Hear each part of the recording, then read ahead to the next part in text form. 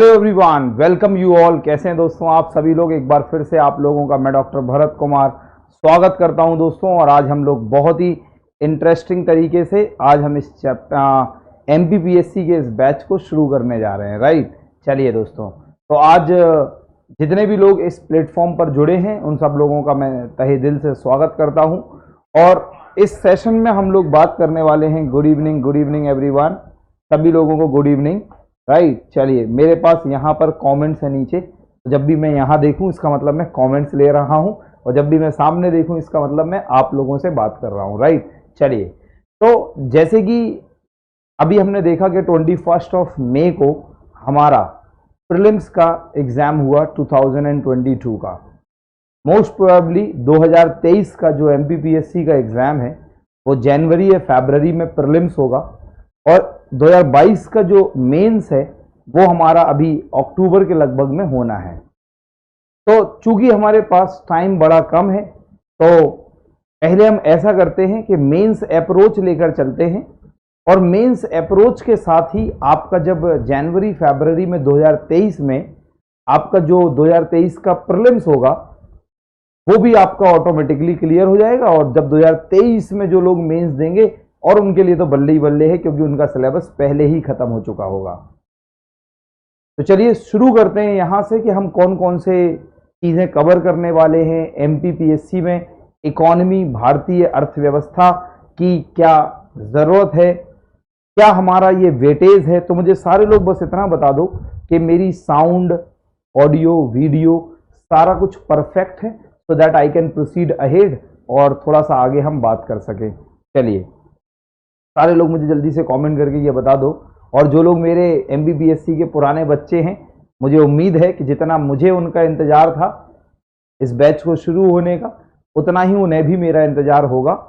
और मुझे ये भी उम्मीद है कि मैं गलत फहमी में नहीं जी रहा था। कम ऑन, यस। तो जल्दी से मुझे आप लोग बता दें। तो यस सर, सब क्लियर है। ओके एवरीवन, चलो, ठीक है एवरीवन, चलो चलो चलो। Sir please improve this problem, पता नहीं क्या कौन सी प्रॉब्लम। चलो, एवरीवन इज सेइंग ओके ना, ऑल क्लियर। चलिए, तो दोस्तों शुरू यहां से करते हैं कि हमारे एमपीपीएससी में इकोनॉमी का प्रीलिम्स और मेंस में क्या क्या वेटेज है और कहां कहां से क्वेश्चंस आते हैं।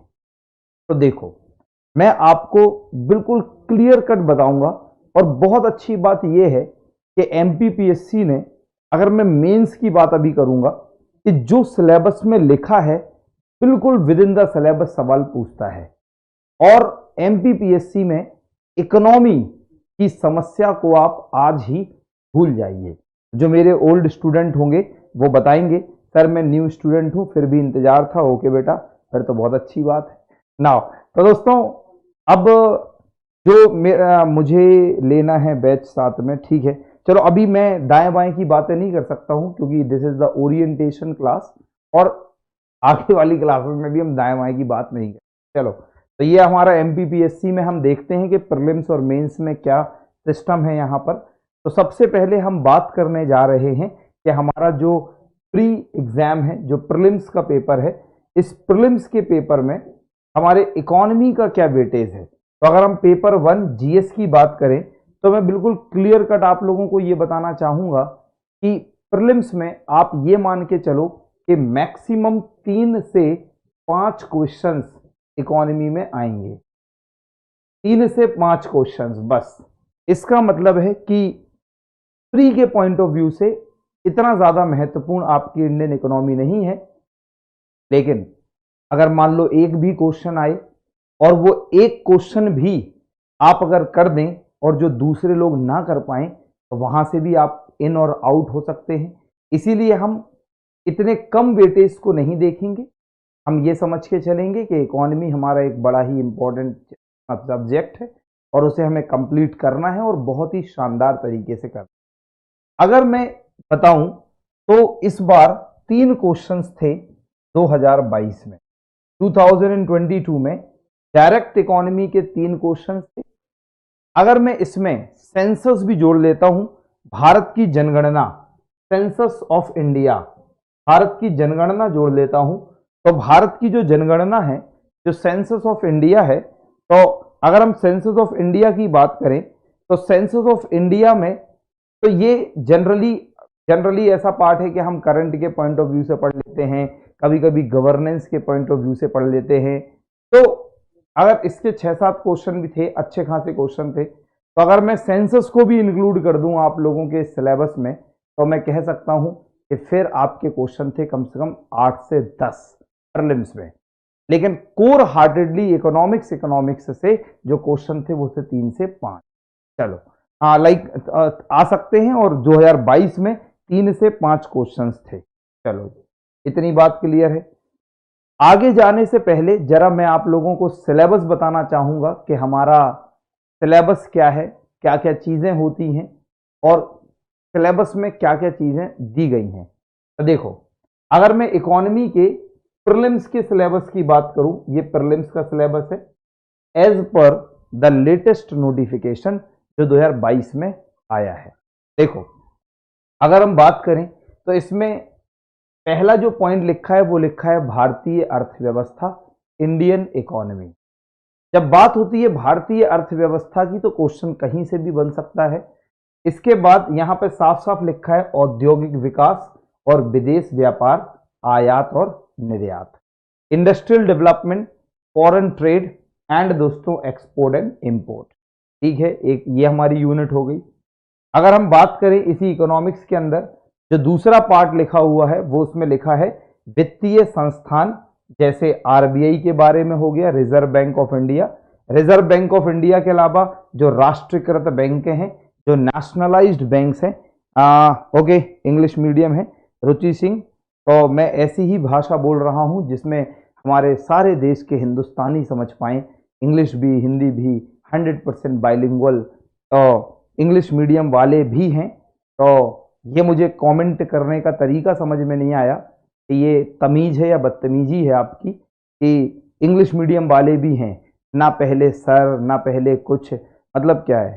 तो दोस्तों, जो मेरे स्टूडेंट्स हैं वो ये जानते होंगे कि हमारी क्लास में एक टीचर और स्टूडेंट का डेकोरम बहुत अच्छे से मेंटेन होता है, क्योंकि मैं अपने एंड पे बहुत ईमानदारी से काम करता हूँ, ये मेरे स्टूडेंट जानते हैं। तो आपको भी अपने पक्ष पर ईमानदार और इज्जतपूर्ण रहने की आवश्यकता है।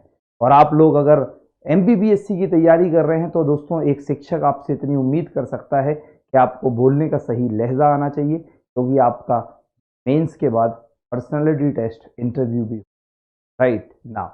तो दोस्तों, अगर हम बात करें तो इसके बाद देखिए आगे कि वित्तीय संस्थान होता है, राष्ट्रीयकृत बैंकें हैं, देन भारतीय प्रतिभूति एवं विनिमय बोर्ड, जिसे हम सेबी कहते हैं, that is securities and exchange board of India. ये नोटिफिकेशन में इकोनॉमिक्स का सिलेबस डिफाइंड है प्रीलिम्स के अंदर।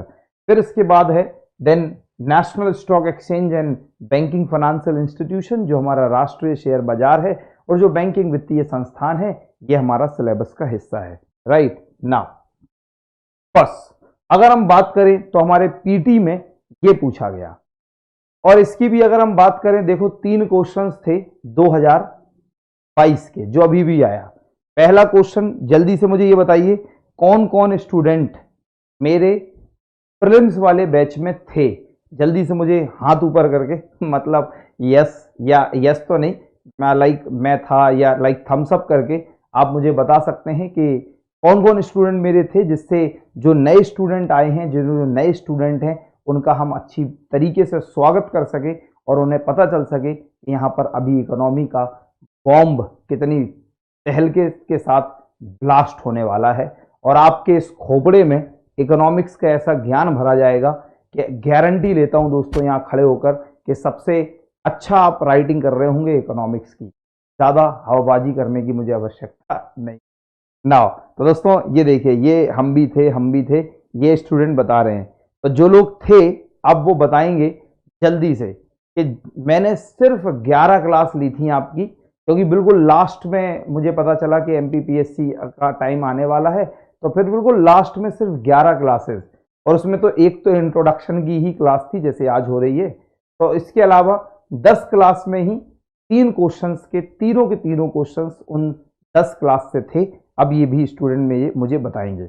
तो बता रहे हैं कि बहुत मजा आता है पढ़ने में सर से। न्यू स्टूडेंट हो गए, न्यू क्लास है सर मेरा। ठीक है बेटा, जिसका न्यू है सर, आप अर्थशास्त्र के भीम पिता हैं, आपको आपके होते हुए हमें टेंशन नहीं है। Thank you so much everyone. लेकिन भीष्म पिता नहीं कहो भैया, एक छोटे से आदमी हैं और बस अच्छा पढ़ाने की कोशिश करते हैं कि आप लोग अच्छी तरह पढ़ लें और थोड़ा सीख लें ना। इसके अलावा चलो, तो दोस्तों 3 क्वेश्चंस थे। पहले मैं 2022 से ही स्टार्ट करता हूं।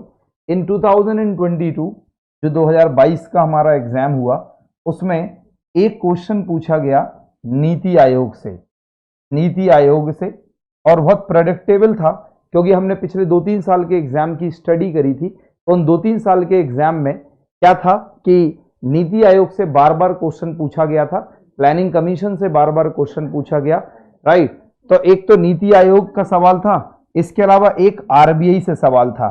ये क्वेश्चन भी बहुत ज्यादा प्रेडिक्टेबल था क्योंकि अगर हम बात करें तो आरबीआई, अगर हम बात करते हैं तो आरबीआई से भी बार बार एग्जाम में पीटी में क्वेश्चन पूछा जा रहा है, तो हमने इसको भी प्रेडिक्ट कर लिया, right. So thank you so much इतना प्यार देने के लिए। यही आपका प्यार है जो मुझे बरकरार रखता है कि मैं ऐसा आपके साथ पढ़ाऊं और इस तरीके से पढ़ाऊं जिससे आपका और मेरा दोनों का मन और आत्मा प्रसन्न हो जाए।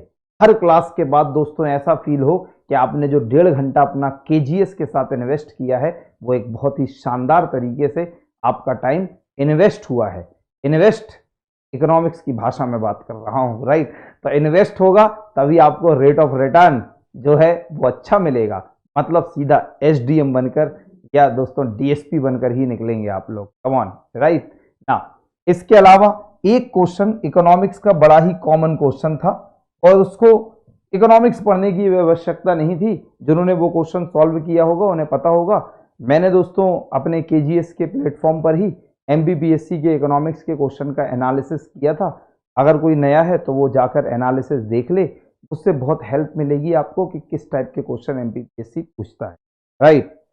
सर फाइनेंस में जॉब के साथ साथ मैं तैयारी कर सकता हूं? यस, बिल्कुल कर सकते हैं आप। चलिए, तो जितने भी हमारे नए स्टूडेंट हैं उन सबका बहुत तहे दिल से, दिल की गहराइयों से स्वागत करता हूं दोस्तों ना। तो ये 3 क्वेश्चंस थे बस। तो एक यहां से नीति आयोग से सवाल था कि नीति आयोग के वाइस प्रेसिडेंट की नियुक्ति कौन करता है, तो हमने बात करते ही करते क्लास में लिखवाया भी था, आप लोगों को नोट्स भी दिए थे। इसके अलावा आरबीआई से बहुत ही पिद्दक सवाल पूछा गया। मतलब देखो, मैं आपसे बड़े भाई की तरह ये जरूर कहना चाहूंगा कि प्रीलिम्स की आप बिल्कुल चिंता ना करें। अगर आप केजीएस में जुड़ चुके हैं तो आप सिलेक्शन की भी चिंता ना करें। और पीटी तो मजे मस्ती में, जितने भी यहाँ पर टीचर्स हैं, जितने भी फैकल्टीज हैं, they all are very awesome. They had a wonderful and years of experience of teaching for the MPPSC segments. तो दोस्तों आप लोग बहुत सही जगह पर हैं।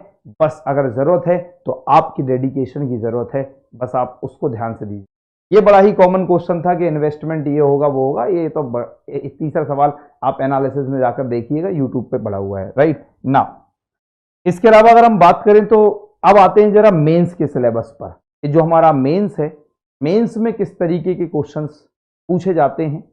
उससे पहले मेंस का सिलेबस बताते हैं आपको कि मेंस का सिलेबस क्या है। देखो, सबसे पहले मैं ये बता दूं कि जो मेंस है आपका, वो ये देखिए, ये हमने पूरा मेंस का यहां पर आप लोगों को चार्ट दिया है। तो अगर किसी को दिखाई नहीं दे रहा हो तो चिंता नहीं करनी, मैं पूरा का पूरा उसके लिए बोलूंगा। तो अगर हम मेंस की बात करें, इकोनॉमिक्स लैंग्वेज भी सीख जाएंगे सर। भावना वर्मा, ऐसी इकोनॉमिक्स की लैंग्वेज सीख जाओगे कि अपने घर में भी इकोनॉमिक्स इकोनॉमिक्स बोलोगे तुम लोग। ऐसा मेरे बहुत सारे स्टूडेंट बोलते हैं। तो देखो सर, लैपटॉप में नहीं प्ले हो रहा है प्रॉपरली, प्लीज हेल्प मी। तो बेटा अब आज के बाद कौन है ये PUNM, पूनम का ए गायब है, तो पूनम मिश्रा, आज के बाद इन सब चीजों से संबंधित आप मुझसे बात नहीं करेंगे। उसके लिए केजीएस ने आपको एक टेक्निकल टीम का नंबर दिया हुआ है, आप प्लीज उन्हें कांटेक्ट करें, क्योंकि मैं यहाँ पर पढ़ाने आया हूँ और आप पढ़ने आए हैं। तो मान लो कभी ऐसी परिस्थिति आ गई, लैपटॉप पे नहीं चल रहा भैया, मोबाइल पे तो चल रहा, खोल के पढ़ लो 1.5 घंटे। अब आप भी डिस्टर्ब हो रहे, मुझे भी डिस्टर्ब कर रहे, तो this is not the good solution for becoming the SDM और डीएसपी।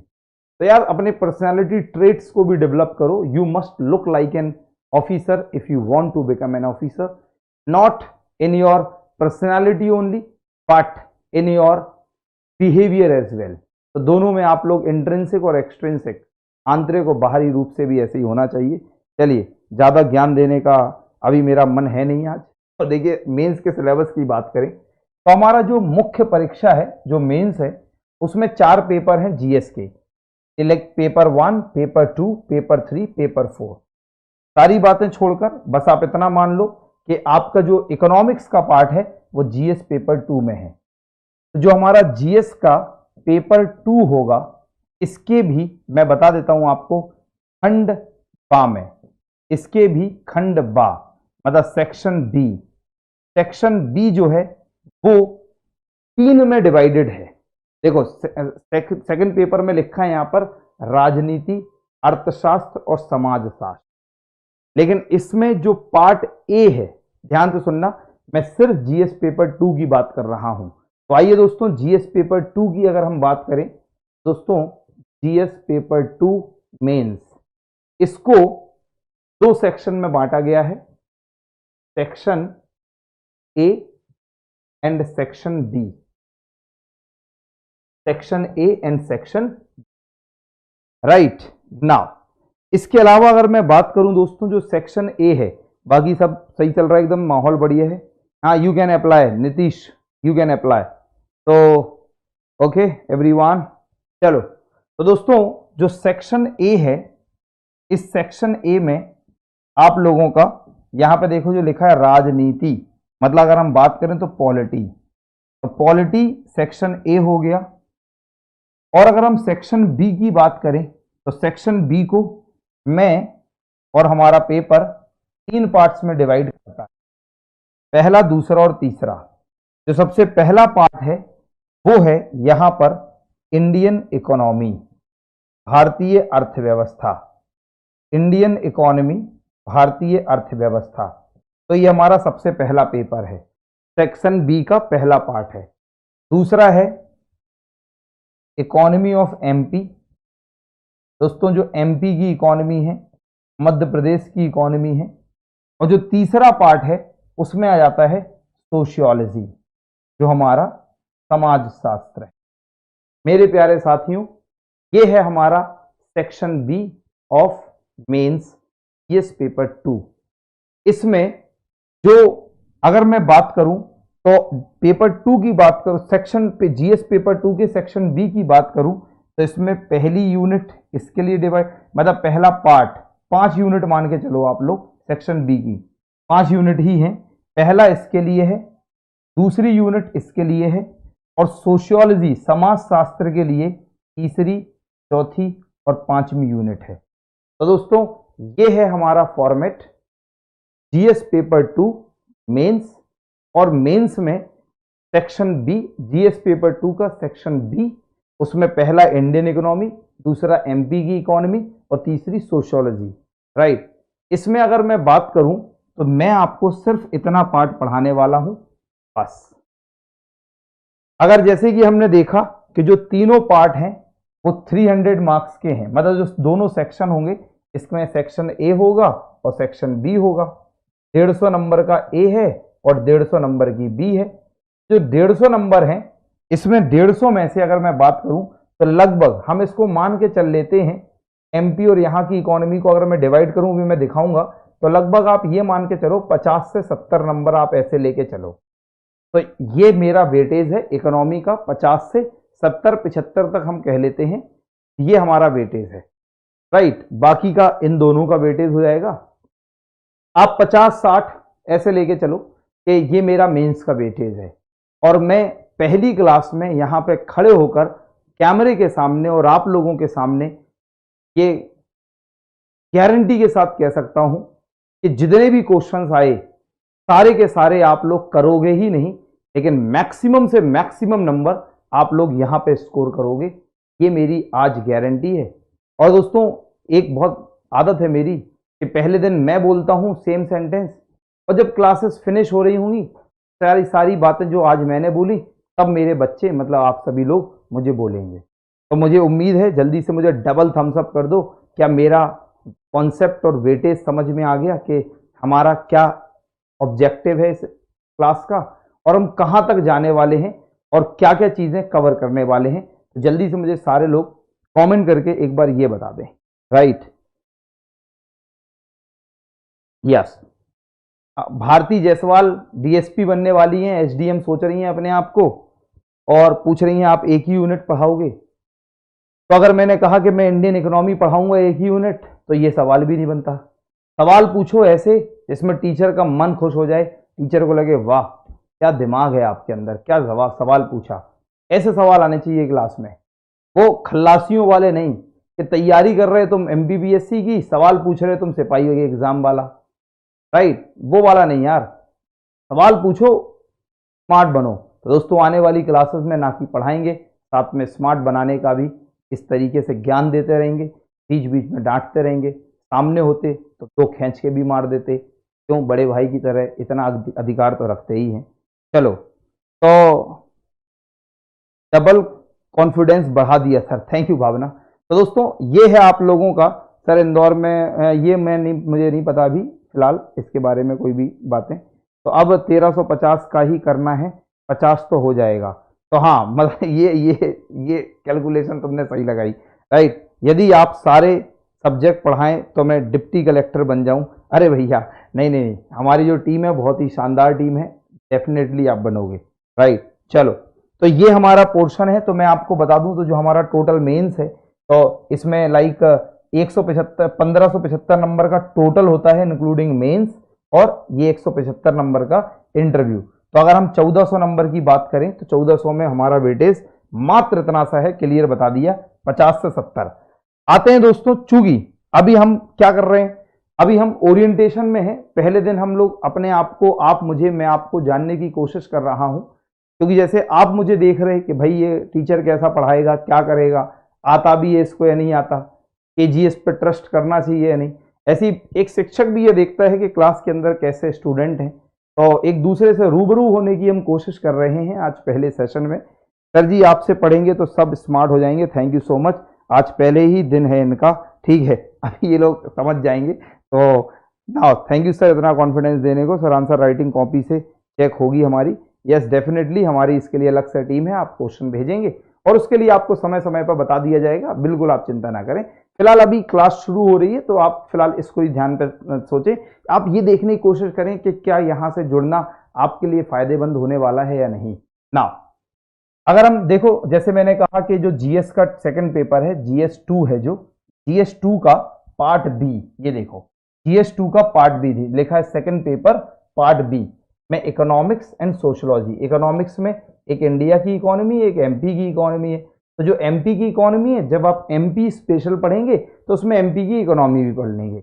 एमपी की इकोनॉमी आप कब पढ़ पाएंगे, मैं आपको ये भी बता देता हूं।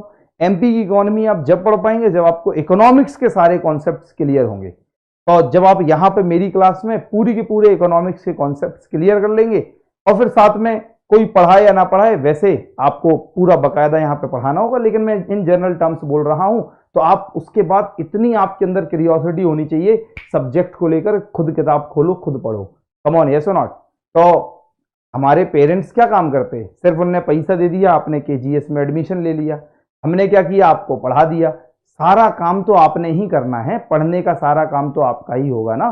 चलो, तो मुझे उम्मीद है कि आप मेरी बातों को बहुत ही अच्छी तरह से समझ पा रहे हैं। इकोनॉमी ज्यादा इंपॉर्टेंट है या इंडियन इकोनॉमी? प्रीलिम्स के लिए इकोनॉमी ज्यादा इंपॉर्टेंट है इंडियन इकोनॉमी? हम दोनों को एक ही मान के चलते हैं, क्यों बाद में पता चल जाएगा, इंपॉर्टेंट है। चलो, अगर हम मेंस में बात करें तो देखो मेंस में पहली यूनिट दी गई है भारत में कृषि, उद्योग और सेवाओं के क्षेत्र में मुद्दे और पहल। तो क्या क्या मुद्दे हैं, क्या क्या इश्यूज हैं, करंट से ज्यादातर क्वेश्चन होता है, क्या क्या इश्यूज हैं, क्या क्या मुद्दे हैं, और क्या क्या पॉलिसीज हैं जो भारतीय सरकार ने, भारत की सरकार ने कृषि, उद्योग और सेवाओं से संबंधित काम किया है। दूसरी यूनिट है दोस्तों मेंस में भारत में राष्ट्रीय आय का मापन, the measurement of national income in our country. तो हम पूरा का पूरा इस चैप्टर को पढ़ने वाले हैं। देन हमारा है भारतीय रिजर्व बैंक और वाणिज्यिक बैंकों के कार्य, वित्तीय समावेशन एंड मौद्रिक नीति। तो अगर हम बात करें तो यहां पे हमसे कहा गया functions of RBI and commercial banks, financial inclusion and monetary policy. तो दोस्तों इस पूरी यूनिट को हम बहुत ही शानदार तरीके से करेंगे और बढ़िया तरीके से समझाएंगे। ना चौथे की अगर हम बात करें तो यहां पे दिया गया अच्छी कराधान प्रणाली की विशेषताएं, प्रत्यक्ष कर और अप्रत्यक्ष कर, सब्सिडी, नगद लेन देन, राजकोषीय नीति। टैक्सेशन से संबंधी है तो अगर हम बात करें, मैंने इस यूनिट को नाम दिया है पब्लिक फाइनेंस, लोक वित्त, जिसके अंदर हम दो चीजें पढ़ते हैं, एक बजट और दूसरा टैक्सेशन। दूसरी अगर हम बात करें तो यहाँ पे पीडीएस डायरेक्ट दे रखा है, तो हम पीडीएस के बारे में अच्छी तरह चर्चा करेंगे क्योंकि एक क्वेश्चन प्रोबेबल है यहां से, पब्लिक डिस्ट्रीब्यूशन सिस्टम पीडीएस। साथ में current trends and challenges of the Indian economy, poverty, unemployment and regional imbalances, जो क्षेत्रीय असमानता है, जो गरीबी है, बेरोजगारी है, भारतीय अर्थव्यवस्था में वर्तमान चुनौतियां क्या क्या हैं, इन तमाम मुद्दों पर हम लोग डिस्कशन करेंगे। ना इनके अलावा छठवीं और लास्ट चैप्टर जो है वो हम नाम दे देते हैं फॉरेन ट्रेड, और हम नाम दे देते हैं इंटरनेशनल इकोनॉमी, अंतरराष्ट्रीय अर्थव्यवस्था, जिसमें पूछा जाएगा हमसे इंटरनेशनल ट्रेड, अंतरराष्ट्रीय व्यापार के बारे में। इसमें हमसे पूछा जाएगा बैलेंस ऑफ पेमेंट, भुगतान संतुलन, रोल ऑफ फॉरेन कैपिटल, विदेशी पूंजी का भारत में रोल क्या है, साफ साफ क्वेश्चन आ रखा है यहां से। Next multinational companies, MNCs, FDI पर क्वेश्चन आ सकता है, फॉरेन डायरेक्ट इन्वेस्टमेंट, विदेशी प्रत्यक्ष निवेश। देन इंपोर्ट एक्सपोर्ट पॉलिसी, अभी रिसेंटली हमारी पॉलिसी भी आई है ना। इंटरनेशनल मॉनेटरी फंड आईएमएफ हो गया, वर्ल्ड बैंक हो गया, एडीबी हो गया, डब्ल्यूटीओ हो गया, ASEAN, SAARC, NAFTA and OPEC, मतलब कुछ अंतरराष्ट्रीय इकोनॉमी से रिलेटेड जो इंटरनेशनल ऑर्गेनाइजेशंस हैं, हम वो लास्ट में भी करेंगे। चलो तो दोस्तों यहां पर मैंने आप लोगों के लिए कुछ क्वेश्चंस आपको दिखाने की कोशिश कर रहा हूं कि किस तरीके के हमारे क्वेश्चंस पीटी और मेंस में आए हुए हैं, सो दैट आप अपनी स्ट्रैटेजी उसी तरीके से बना पाए। नाउ सर जी हमें कुछ ऐसी बातें बताइए जो हमें पूरी तैयारी के समय ना करें, और ऐसा क्या करें जिससे सफल हों। बिल्कुल बताएंगे, लेकिन आने वाली क्लासेस में बीच बीच में अपने आप निकलेगा तब आप बता पाएंगे, अभी ये निकल रहा है। नाउ सर मैं ट्यूशन पढ़ाती थी, उसी से सेविंग में मैंने फीस पे करी है। बिल्कुल बहुत ही बढ़िया, शाबाश। स्कूल में पढ़ाती थी तो प्रिपरेशन के लिए, ओके चलिए ठीक है। और कोई कमेंट्स तो नहीं रह गया, देख लूँ मैं। यस बिल्कुल, दिव्या कुमारी, केजीएस में सारे टीचर्स ही काफ़ी अच्छे टीचर्स हैं, थैंक यू सो मच। ऐसे कमेंट्स किया करो यार सर। यस सर आप तो चलो ना, यस क्लासेस 100% रेगुलर रहेंगी। KGS is known for its like regularity, punctuality and finishing syllabus on time, right. ये हमारी यूएसपी है दोस्तों। ना तो अगर हम बात करें, देखिए ये मैंने कुछ क्वेश्चंस निकाले। पहले मैं आप लोगों को बता दूं कि ये जैसे मैंने आपको साफ साफ बताया कि जो 2022 में 3 क्वेश्चंस आए, एक आरबीआई से आया, एक नीति आयोग से आया, इसके अलावा अगर हम कहें एक जनरल क्वेश्चन इकोनॉमी का था, इन्वेस्टमेंट करेंगे तो उससे क्या होगा, राइट। नाउ इसके अलावा अगर हम लोग बात करें, देखिए the ombudsman scheme for NBFC, तो एक बैंकिंग ओम्बड्समैन स्कीम से आया था। तो हम लोगों ने प्रीलिम्स में बहुत ही शानदार तरीके से ओम्बड्समैन स्कीम डिस्कस करी थी। देन दोस्तों हमसे एक क्वेश्चन पूछा गया अंतरराष्ट्रीय मुद्रा कोष, मतलब वही आप आईएमएफ के बारे में सवाल पूछा गया था।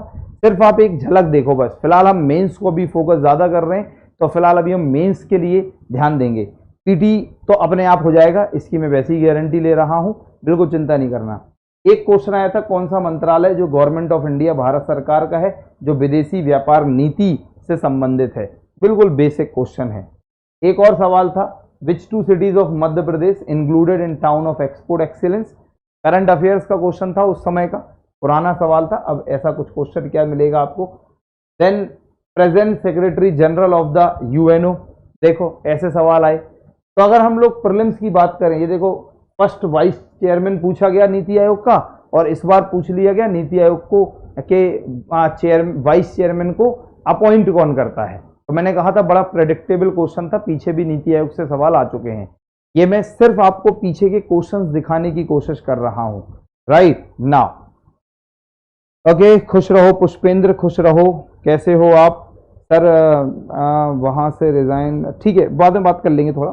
नाउ एक बंद अर्थव्यवस्था से सवाल आया, देखेंगे जरा बंद अर्थव्यवस्था, क्लोज्ड इकोनॉमी क्या होता है। एक और सवाल आया दोस्तों, यहां से देखिए, वस्तु एवं सेवा कर जीएसटी से एक क्वेश्चन पूछा गया, बड़ा ही सवाल था, सरल सवाल था, कौन सी समिति थी।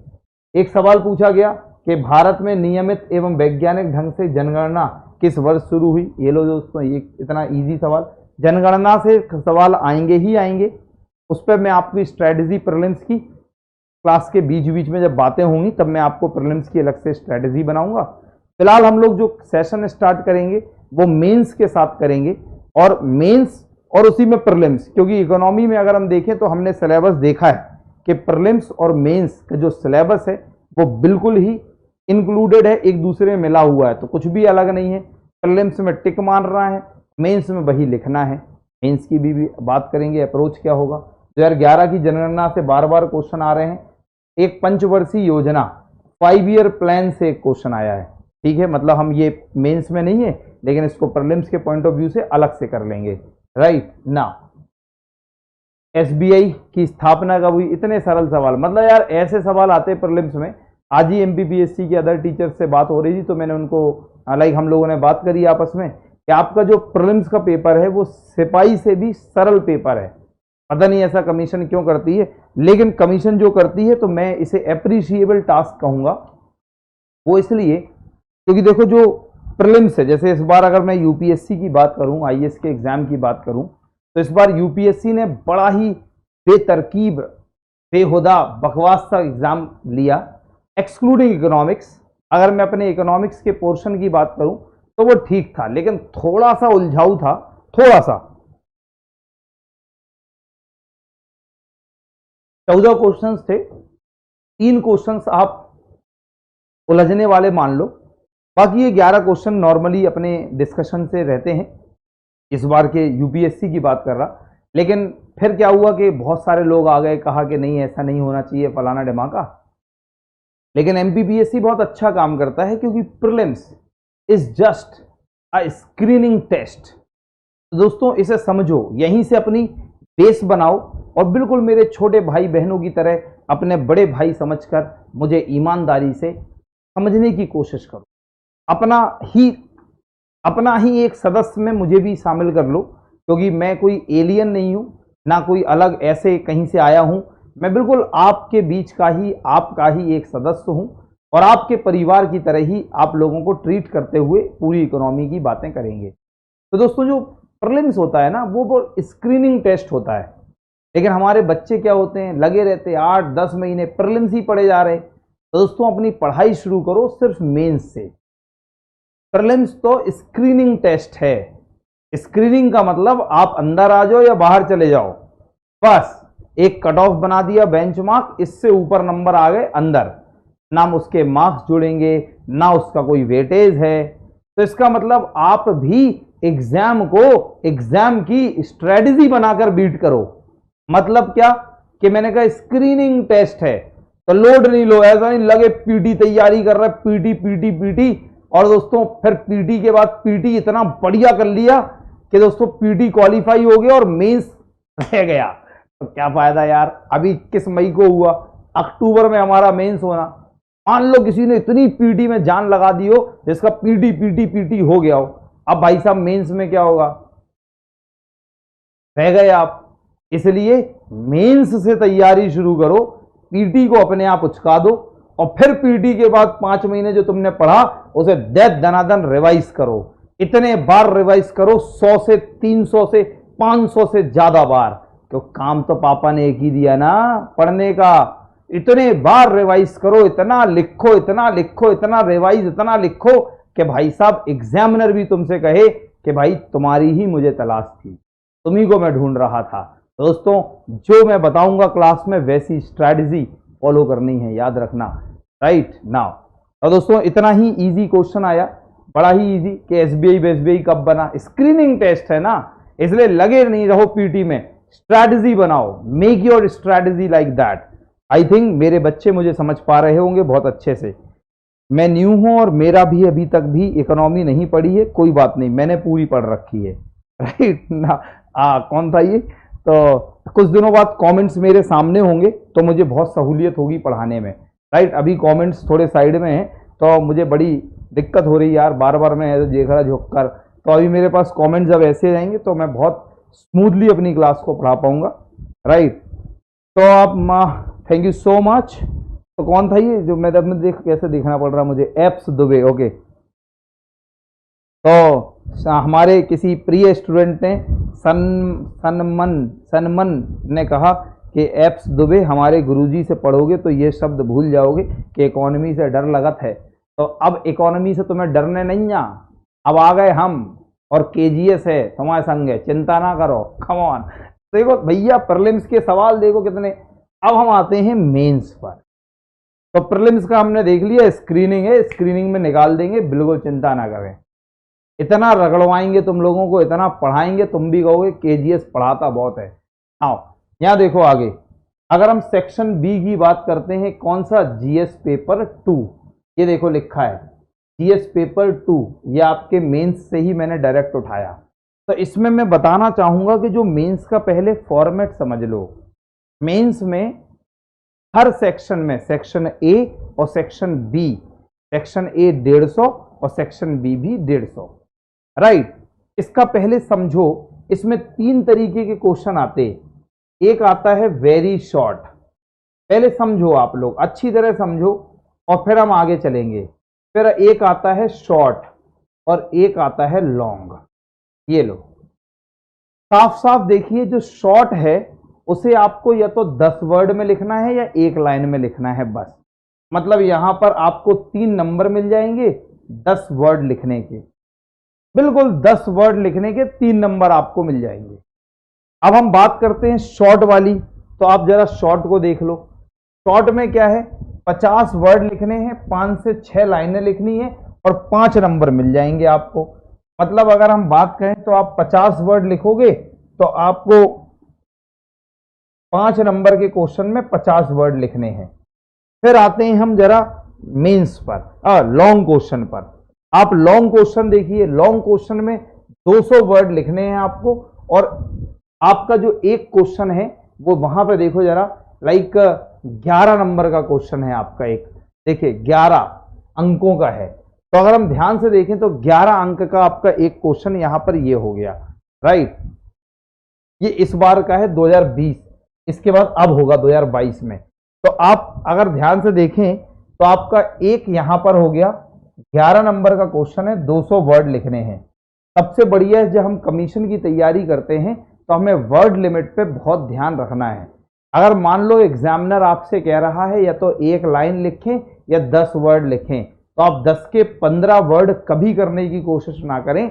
आप ये ना सोचें कि एग्जामिनर को मैं इंप्रेस कर देती हूं या देता हूं, 10 वर्ड पूछे मुझे तो 50 वर्ड आते, और भाई साहब आपने 50 वर्ड लिख दिए, नेगेटिव मार्किंग हो जाएगी, याद रखना। दोस्तों यहाँ पे 3 वर्ड, 3 लाइन, 3 नंबर, 5 नंबर और 11 नंबर का क्वेश्चन है। 15 मार्क्स का भी होता है यहाँ पर, तो 15 मार्क्स के आ जाएंगे तो आपके 3 आ जाएंगे। यहाँ पे 3-3 नंबर के अगर हम ध्यान से देखें तो देखो 45 हो गए, यहाँ पे 55 कर दिए, और यहाँ पर भी कुछ क्वेश्चन हो गए। तो टोटल मिला के 150 में से अब इकोनॉमी देखते हैं। देखो इकोनॉमी का 2020 का जो लास्ट पेपर हुआ था, 21-22 में नहीं हुआ, मतलब 21 का नहीं हुआ, 22 का अब होगा। राइट, तो अगर हम 2020 का मेंस देखें तो हमारा देखो, ये बताओ कछु समझ में आ रहा हो कि नहीं आ रहा हो? पहले जब बताओ फिर हम आगे चल है जल्दी से। सर सिर्फ 10 दिन पढ़ाए थे और तीनों क्वेश्चन आ गए थे पेपर में, पुष्पेंद्र कुमार कह रहे हैं। Thank you so much Pushpendra. और बिल्कुल चुनिंदा ऐसे ही मेंस के लिए, ऐसे ही इस बार भी खतरनाक जलवा दिखाऊंगा दोस्तों इकोनॉमी का, अपना नहीं। अपना जलवा तो मैं अपनी सिर्फ बीबी को दिखाता, तुम्हारे लिए इकोनॉमी का जलवा दिखाऊंगा। कम ऑन, मजाक कर रहा था यार ना। तो sir okay, thank you Pradyum, thank you so much sir पढ़ाने के लिए, आपने पढ़ा दिया था, आइडिया दिए दिया, चलिए ठीक है जी सर, आप पढ़ाएं और समझ में ना आए ठीक है, आ रहा हो है आ रहा हो, सबको समझ में आ रहा हो कि नहीं आ रहा हो? सही सी बताइए, बिल्कुल झूठ ना बोलियो, विद्या माता कसम है तुम लोगों को। राइट, तो चलो नाउ समझ आ रहा है, सब कुछ समझ आ रहा है। चलो अब देखो, देखते हैं 2020 में जरा एनालिसिस कर लेना आज की क्लास में, फिर लास्ट में 1 घंटा इंट्रोडक्शन भी देंगे इकोनॉमी का। और याद से सुन लो, ध्यान से सुनो, कम से कम इकोनॉमी का जो इंट्रोडक्शन चलने वाला है वो 2 क्लास में तो होगा ही, कम से कम 2-2.5 क्लास में होगा। जो पुराने स्टूडेंट्स थे उनके लिए पहली क्लास थोड़ी सी लाइक जो उनने पढ़ा था उसी में से हम बात करेंगे, क्योंकि इकोनॉमी का सबसे पहले इंट्रोडक्शन होना चाहिए, फिर हम टॉपिक स्टार्ट कर देंगे। राइट नाउ तो दोस्तों देखिए, सबसे पहला प्रश्न 1.1 देखिए, कृषक उत्पादक संगठन योजना क्या है? फार्मर प्रोड्यूसर ऑर्गेनाइजेशन स्कीम, तो बहुत ही फेमस टर्म होता है एग्रीकल्चर में, that is FPO, farmers producers organisation, कृषक उत्पादक संगठन। इनकी हम अलग से बात करेंगे, पढ़िए जब हम एग्रीकल्चर वाला पोर्शन पढ़ेंगे। दूसरा है, what do you understand by open market operation? खुले बाजार की प्रक्रियाएं, या इसी को हम कह लेते हैं मुक्त बाजार प्रचलन। क्वेश्चन पूछा गया ओपन मार्केट ऑपरेशन क्या होता है, बताएंगे ही नहीं, ऐसा ज्ञान देंगे कि तुम 60 साल की उम्र में भी किसी को पढ़ा रहे होगे कि ओपन मार्केट ऑपरेशन क्या होता है। ना कि ये भी गारंटी लेते हैं दोस्तों, प्री और मेंस तो भूल जाओ, आज से लेकर जब तक आप इस धरती पर जियोगे, जब तक के लिए आपका one of the best subject होगा तो वो इकोनॉमी होगा। इस बात की आज मैं बात कर रहा हूं, 7-8 क्लास बाद आप बात करेंगे, ये मेरा अभी से ही गारंटी है आपको। ना नए स्टूडेंट्स के लिए, पुराने स्टूडेंट जानते हैं कि हवाबाजी बिल्कुल नहीं हो रही, राइट? नहीं तो पहली क्लास में आकर हर कोई हल्ला मचा दे, मैं ये करूंगा, मैं वो करूंगा, 4-5-10 क्लास बाद उसकी हवा निकलने लगे, पता पड़े भाई साहब ये करूंगा वो करूंगा, कुछ तो कर नहीं रहे। बच्चे कमेंट्स कर रहे, गुरुजी क्या पढ़ा रहे, कछु समझ नहीं आ रहा हो। लेकिन दोस्तों तुम लोग मुस्कुराकर मतलब इकोनॉमी का गदगद हो जाओगे, इतनी पूरी कोशिश करूंगा मैं अपना पूरा बेस्ट देने का आप लोगों को। तीसरा है, what do you understand by SDR? दोस्तों स्पेशल ड्राइंग राइट्स, विशेष आहरण अधिकार, ऐसा पढ़ाएंगे कि तुम्हारे दिमाग में क्या दिल में भी बच जाएगा, राइट नाउ। तो अंतरराष्ट्रीय विशेष आहरण अधिकार देख लेंगे। देखो दोस्तों, अगर हम बात करें 2020 की, तो 3-3-6-3-9 नंबर यहां से आपके आ गए, ये क्वेश्चन हो गए इकोनॉमी के। इसके बाद जो क्वेश्चंस थे, देखो यहां पर पूरे जो 15 क्वेश्चंस हैं, तो मुझे सिर्फ 3 क्वेश्चंस यहां से मिले। ध्यान सुनना, अगर आपको मेरा फॉर्मेट बनाया हुआ याद होगा तो आपने सुना होगा कि सेक्शन बी में मैंने आपको क्या क्या बताया था। फिर से एक बार मैं रिकॉल करने की कोशिश करूंगा आप लोगों को, जरा देखना दोस्तों। यहां देखो, मैंने आपसे कहा था इंडियन इकोनॉमी, एमपी की इकोनॉमी, सोशियोलॉजी। तो एमपी की जो इकोनॉमी है वो आपको एमपी स्पेशल में पढ़ लोगे, सोशियोलॉजी आप अलग से पढ़ लोगे, इंडियन इकोनॉमी दोस्तों मैं आप लोगों को पूरा कवर कराऊंगा, राइट। तो इसमें अगर हम शॉर्ट क्वेश्चंस में देखें तो शुरू के जो 3 क्वेश्चंस थे वो हमारे शॉर्ट क्वेश्चंस थे। आप 2020 का पेपर उठा के देख लेना, बिल्कुल ऐसा ही आपको मिलेगा। आते हैं दोस्तों इसके बाद, अगर हम इसके बाद बात करें तो नेक्स्ट देखो, अब यहां पे आपके 10-10 5, right, the questions contain 10 short answers type. तो दोस्तों आपके 5 नंबर का सवाल है। देखिए पहला सवाल क्या दिया गया, मैंने अभी भी आपसे कहा था फॉरेन इन्वेस्टमेंट पे क्वेश्चन आया था। तो देखिए दिया गया, भारत के आर्थिक विकास में विदेशी सहायता की भूमिका की विवेचना कीजिए। आपको बताना है discuss the role of foreign assistance in economic development of India. तो फॉरेन असिस्टेंस का रोल इकोनॉमिक डेवलपमेंट के लिए अलग से बात होगी। भारत में क्षेत्रीय असंतुलन के कारण लिखिए, रीजनल इम्बैलेंस।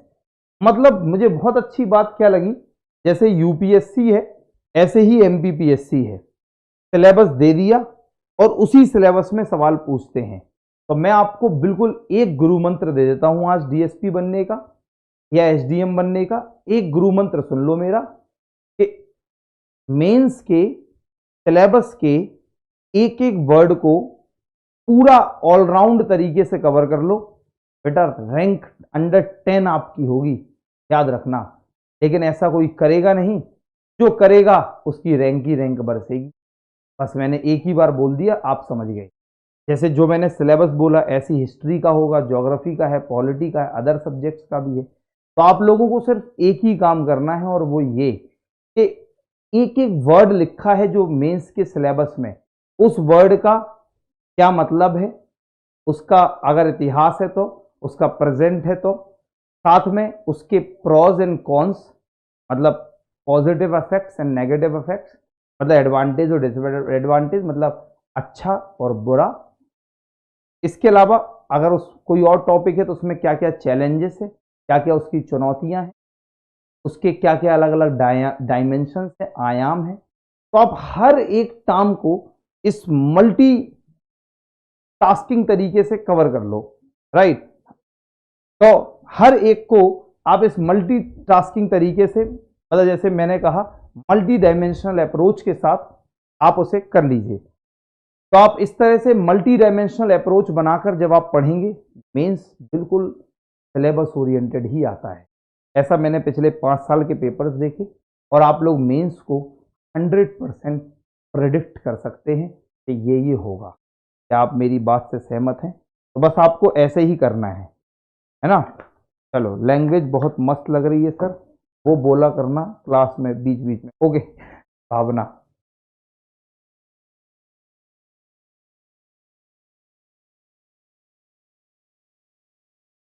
चलो, तो एक बात आपने आज सीख ली, कहीं साइड में लिख लो, मेंस के हर एक टॉपिक को मल्टी डायमेंशनल अप्रोच के साथ कंप्लीट करना है हर विषय में ना। अब देखिए, अब सिर्फ 2 ही क्वेश्चन इंडियन इकोनॉमी से आए, एक फॉरेन इन्वेस्टमेंट पे आया, एक रीजनल इम्बैलेंसेस पे आया। Highlight the favourable factors of industrial development in Madhya Pradesh. ये मैंने आपको सिर्फ झलक देने की कोशिश करी है, मैं आपको एमपीपीएससी नहीं कराने। एमपीपीएससी में जो एमपी की इकोनॉमी है वो आपको लाइक प्रमोद राणा सर कराएंगे और बहुत ही शानदार तरीके से कराएंगे, राइट नाउ।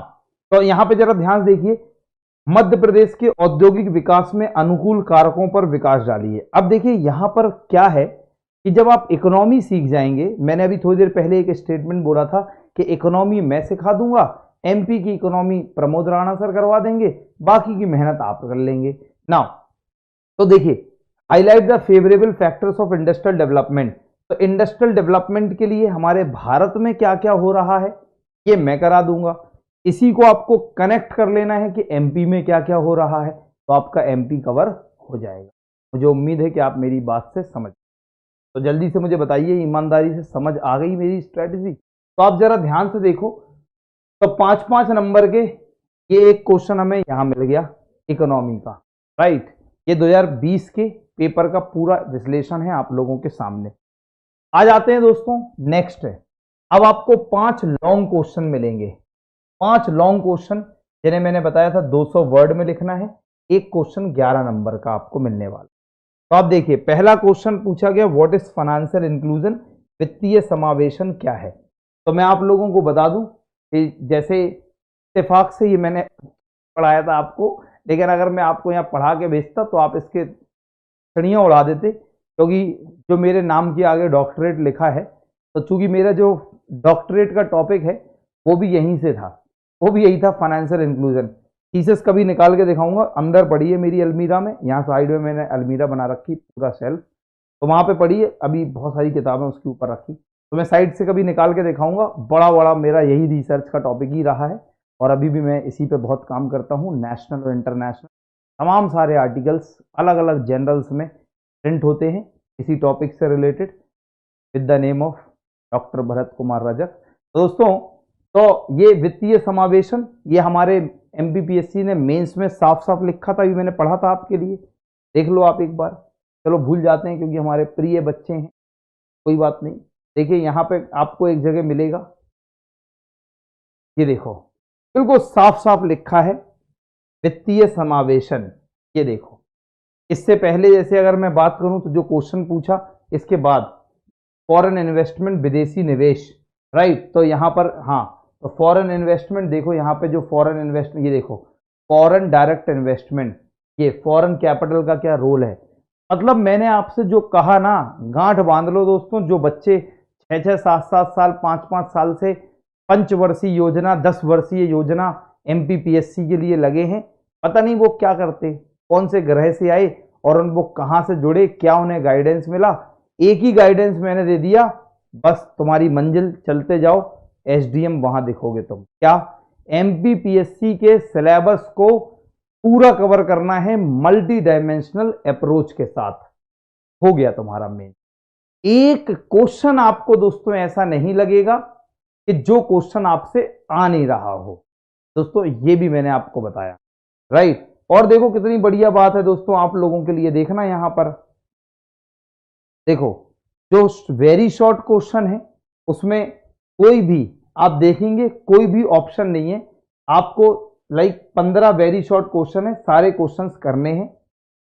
यहां पे देखिए contain 10 short answer type question, answer each question. तो मुझे लग रहा था शायद इसमें 12 सवाल मिलते हैं आपको, भूल गया अभी भी मैं देख तो रहा था। आज 12 सवालों में आपके पास ऑप्शन है, 2 नहीं भी आ रहे छोड़ दो। एमपीपीएससी आपसे कहता है मेंस में तो यार आपके, और लॉन्ग क्वेश्चन में तो बल्ले ही बल्ले हैं भाई साहब। मान लो यार कभी ऐसा हो गया कि तुम फाइनेंशियल इंक्लूजन नहीं पढ़ पाए, अब देखो उसके उद्देश्य पूछे, ऑब्जेक्टिव क्या है, इसी कॉन्टेक्स्ट में बताना है। पीएम जनधन योजना, जो प्रधानमंत्री जनधन योजना है, इसका वित्तीय समावेशन में क्या योगदान रहा है, ये हो गया आपका 11 नंबर का सवाल। मान लो यार आपको ये नहीं आता, तो आपके पास हर लॉन्ग क्वेश्चन में चॉइस है। तो देखो अब क्या है, अब देखो यहां से सवाल देखो आप, कितना शानदार सवाल पूछा गया। क्वेश्चन पूछा गया व्हाट इज अनएम्प्लॉयमेंट, तो आपके मेंस में साफ साफ अनएम्प्लॉयमेंट लिखा है। मुख्य कारण बताइए बेरोजगारी के, और brief description about make in India and आत्मनिर्भर भारत तो अभियान। तो आपके सेल्फ रिलायंट इंडिया कैंपेन, तो आत्मनिर्भर भारत और मेक इन इंडिया के कॉन्टेक्स्ट में आपको बताना है। मतलब इतना इजी है, बहुत सरल है। मुझे लग रहा है मेरे सारे प्रिय विद्यार्थी को लोगन को आज जो लगन लगो है कि कैसे तैयारी करनी है, और बहुत सरल है एमपीपीएससी निकालना। ईमानदारी से बताइए दोस्तों, मेंस आज से ही सरल लगने लगा या नहीं, मुझे कमेंट करें। और जो लोग मेरी क्लास को आज नहीं देख रहे अभी लाइव, वो बाद में एप्लीकेशन में जब वीडियो देखेंगे उसके नीचे कमेंट का ऑप्शन आता है, जरूर करें। मैं हर एक स्टूडेंट के एक एक कमेंट पढ़ता हूं, इसलिए जिससे मुझे अपने छोटे भाई बहनों की आवश्यकता पता चले, उसी आवश्यकता अनुसार मैं अपनी क्लास को और रिफॉर्म्ड तरीके से आप लोगों को पढ़ा पाऊं। राइट नाउ, नहीं अभी नहीं, नाउ यस सर, हेल हाँ हाउ सर, या जगई जमोड़ा ने हाउ नाउ। तो दोस्तों लगन लगो है सर, बहुत बढ़िया। बस कछु करने ही नहीं है यार, जो तो हम इकोनॉमी बता दी ऐसे ही तुम लोगों को और सब्जेक्ट करने। जो सिलेबस में लिखा है उसे अलग अलग डायमेंशन के साथ बकायदा नोट्स बनाकर प्रॉपर काम करो, आपका सिलेक्शन डन है। राइट, तो ये हमारा एक क्वेश्चन यहां से आ गया 11 नंबर। इसके बाद अगर हम लोग बात करें, ये देखिए एक क्वेश्चन और देखिए आप लोग 2020 में, what do you understand by horticulture. मैंने आपको बताने की कोशिश करी है क्योंकि मैंने 3 पार्ट्स में बांटा, इंडियन इकोनॉमी, एमपी की इकोनॉमी और सोशियोलॉजी जो सेक्शन बी है। तो ये सब मैं बता दूंगा कि बागवानी क्या होता है, हॉर्टिकल्चर क्या होता है, how can horticulture double the income of farmers of Madhya Pradesh. तो ये मैं इसको हॉर्टिकल्चर कॉन्सेप्ट में सिखा दूंगा, और अब ये आप लोग लिखना भी आपको आ जाएगा। साथ में state the various efforts improve of agriculture marketing reform by Madhya Pradesh, ये आप लोगों को प्रमोट सर करा देंगे। क्या कि मध्य प्रदेश सरकार ने स्टेट में इस एग्रीकल्चरल मार्केटिंग, कृषि विपणन के लिए क्या क्या सुधार लाई है, क्या क्या काम किया है। दोस्तों हम लोग मिलकर आप लोगों को आपकी मंजिल तक पहुंचाने की पूरी कोशिश और पूरा प्रयत्न करेंगे। तो ये देखिए इसी तरह से यहां पे देखो, which activity are included in service sector, सेवा क्षेत्र में कौन सी गतिविधियां आती हैं। तो दोस्तों सेवा क्षेत्र क्या है, कौन सी गतिविधियां आती हैं, ये तो मैं आपको इंट्रोडक्शन में ही, आज तो मुश्किल है, कल ये मैं आपको सिखा दूंगा। नहीं सिखा पाया तो परसों इंट्रोडक्शन ही चलेगा, अभी 2-3 दिन हमारा, क्लास के बाद इस क्लास में भी अगले दिन भी हो सकता है, क्योंकि हम इकोनॉमी के इंट्रोडक्शन पर बहुत फोकस करेंगे, क्योंकि जब तक इंट्रोडक्शन विषय का अच्छा नहीं होगा, जब तक मैं आगे के टॉपिक्स आपको अच्छी तरह नहीं करा सकता हूं, राइट। चलो, इसके अलावा देखो ये वाला पार्ट मेरा हो गया, explain the role of tourism industry in Madhya Pradesh economy. दोस्तों ये रोल हो गया हमारा पेपर 2, तो हम दोनों मिलकर ये वाला पोर्शन कवर करने वाले हैं। ये आपको धर्मेंद्र सर कराएंगे, सोशियोलॉजी का पोर्शन अलग से होगा। बहुत ही उत्तम और नेक्स्ट लेवल के टीचर हैं। नाउ तो दोस्तों ये हमारा पूरा हो गया। तो अगर हम बात करें तो कुल मिलाकर हमें क्या मिला, 11 क्वेश्चन नंबर यहां डायरेक्ट मिल गए, 10 नंबर ये हो गए 21, और दोस्तों 9 नंबर ये हो गए 30। और अगर हम मिक्स करके ये सब में देखें, क्योंकि 2 पार्ट है ना यहाँ पर, 2 पार्ट, इसलिए मैंने कहा कि आप लोग बस एक एनालिसिस करके आप इतना मान के चलें कि हमारा जो पेपर है वो 50 से 60-70 नंबर मान के चलो इकोनॉमी आपको दे देगा, एटलीस्ट 50 नंबर आप मान के चलो ही, ठीक है। चलो फिर मैं देखो ये कुछ क्वेश्चंस में लेकर आया 2019 के। हालांकि 2019 के बाद से सिलेबस 2020 से चेंज हो गया। पहले क्या था, ये जीएस पेपर 3 में था इकोनॉमी। जीएस पेपर 3 में 7th यूनिट थी इकोनॉमी, राइट। अभी फॉर्मेट ही एमपीपीएससी ने सिलेबस को बदल दिया है, तो हम पूरा प्रोबेबल है कि अभी अभी बदला है, तो अगले साल, अगले 2-3 साल अभी कोई चेंज नहीं होना चाहिए। हो जाए तो पता नहीं, लेकिन होने नहीं चाहिए। 2019 का ये देखो लिखा जीएस पेपर 3, तो ये 3 पेपर था। इसमें सेम ऐसी क्वेश्चन था 15-15 लाइक क्वेश्चन 3 नंबर के, वेरी शॉर्ट। तो पहला क्वेश्चन मैं आपको सिर्फ आइडिया दिखा रहा, आइडिया, और पहले तो पूरा का पूरा एक सेक्शन इकोनॉमी का था 2019 में, और 19 से पहले। इस बार थोड़ा सेक्शन बी में इकोनॉमी को डाल दिया, और इकोनॉमी के साथ एमपी की इकोनॉमी भी जोड़ दी। पहले मेंस में एमपी की इकोनॉमी नहीं पूछते थे 2019 तक। मतलब फॉर्मेट हमेशा ऐसे इसलिए बदलता रहता है कि जो पुराने जो पंचवर्षीय योजना वाले बच्चे हैं, अगर वो सिलेबस रट रट के एसडीएम बनने के लिए तैयार हो गए, सिलेबस क्यों कमीशन चेंज करता है, आज मैं अपने शब्दों में इसका विश्लेषण करता हूं। कमीशन इसलिए चेंज करता है, मान लो कोई गधा है और वो 6-7 साल से तैयारी कर रहा, और वो घोड़ा बन गया, अब वो भगने के लिए तैयार है, और ऐसे में उसे राज्य की कमान दे दी जाए कहीं की, और उसको एसडीएम बना दिया जाए किसी क्षेत्र का, तो दोस्तों वो तो अपने क्षेत्र को ही बर्बाद कर देगा। क्यों? क्योंकि उसने क्या किया, स्मार्ट ब्रेन नहीं है ना उसके पास। इसलिए यूपीएससी, एमपीपीएससी, हर स्टेट पीएससी अपने सिलेबस को टाइम टू टाइम रिफॉर्म करता रहता है कि जो पुराने गधे घोड़े बन गए हैं उनको हटा दिया जाए, नए जो चीते हैं वो आ रहे हैं, उन चीतों को लिया जाए। तो दोस्तों हमेशा कमीशन की डिमांड होती है, इन्हें चाहिए टाइगर्स, चीते। तो दोस्तों आप लोग चीते बनिए। चीते कैसे? स्मार्ट, नजर रखी अपने दोस्तों अपने शिकार पर, और ऐसा झपट्टा मारा कि एक बार में ही एमपीपीएससी पार। दोस्तों ये स्ट्रेटेजी बनानी होगी आप लोगों को, याद रखिएगा। तो अगर हम बात करें तो देखिए ये सब सवाल थे, बस एक एक लाइन में बता रहे हैं। अपने डिस्कशन के दौरान आप इन सब को उड़ा दोगे, खट खट खट खट खट, राइट। मैं जल्दी जल्दी बता रहा हूं। क्वेश्चन पूछा गया lowest literacy according to F, बिल्कुल एक लाइन में एक लाइन लिख दो, एक वर्ड हो गया क्वेश्चन के। 2011 के सेंसस में सबसे कम साक्षरता किस राज्य में थी? बकवास सा सवाल।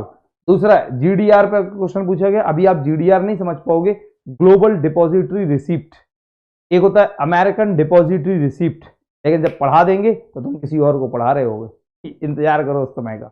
Then what do you mean by MSP? बकवास सवाल, इजी सवाल। Then which sector of the economy contributing the highest share in the national income? मजे मजे में होगा अपनी क्लास में। क्वेश्चन पूछा गया किस क्षेत्र का देश की राष्ट्रीय आय में सर्वाधिक योगदान होता है? Now what do you mean bye devaluation? अवमूल्यन से आपका क्या तात्पर्य है? नेक्स्ट ट्रिप्स क्या है? Trade related investment property rights, बात करेंगे ट्रिप्स पर, डब्ल्यूटीओ के अंतर्गत आता है, देख लेंगे अलग से ट्रिप्स को। ट्रिप्स के साथ इसका एक भाई होता है ट्रिम्स, राइट, वो भी देखेंगे। नेक्स्ट देखो एक क्वेश्चन पूछा गया राष्ट्रीय आय के आकलन की कितनी विधियां हैं, बात बात में कर लेंगे। ये सब आप एमपीपीएससी का स्तर दिखाने के लिए कोशिश कर रहा हूं, कहां कहां से सवाल पूछता था, या आप ऐसी स्ट्रेटेजी आप कैसे बनाओगे। जीडीपी क्या होता है? इतना पिद्दा सवाल मजे मजे में करोगे दोस्तों आप लोग, एग्जामिनर बेबस हो जाएगा। 90% से ज्यादा नंबर देने को इकोनॉमी में शर्त लगा के बोल सकता हूं अपनी पहली क्लास में, राइट। ऐसी आंसर राइटिंग कर रहे होंगे आप लोग। एक क्वेश्चन आया, स्टार्टअप इंडिया प्रोग्राम क्या है? इजी। प्रछन्न बेरोजगारी, डिस्गाइज्ड अनएम्प्लॉयमेंट क्या होता? बफर स्टॉक किससे कहते हैं? अच्छा सवाल है एग्रीकल्चर का। कैपिटल आउटपुट रेशियो, मजे मजे में करोगे। पूंजी निर्गत अनुपात। रिलेटिव पॉवर्टी, सापेक्ष गरीबी क्या होता? ये अपने प्रीलिम्स शॉर्ट क्वेश्चन हो गए, वेरी शॉर्ट। अब आ जाओ, देखो कहा एनी 10, 12 आते थे इसमें, जो मैं कह रहा था ना आपसे। आत्मनिर्भर अभियान क्वेश्चन हो गया। देन क्या है? Reason for lack of infrastructure for the growth Madhya Pradesh की इकोनॉमी से क्वेश्चन आ गया कि मध्य प्रदेश की इकोनॉमी में जो बुनियादी ढांचा है या जो संरचनात्मक विकास है या जो हम कहें इंफ्रास्ट्रक्चरल डेवलपमेंट, उसके पिछड़ेपन का क्या कारण है। Then globalisation leads to sustainability in the Indian economy. ये क्वेश्चन पूछा गया, जो ग्लोबलाइजेशन है, जो वैश्वीकरण है, उससे क्या भारतीय अर्थव्यवस्था में जो सततीकरण आएगा क्या? अगर हम संपोषणीयकरण कह लो, संपोषणीयता कह लो, सस्टेनेबिलिटी आएगी क्या? समझाएंगे ये सब चीजें होती क्या है। नाउ नेशनल इनकम अकाउंटिंग के इंपॉर्टेंस क्या है, उन्हें एक्सप्लेन करो।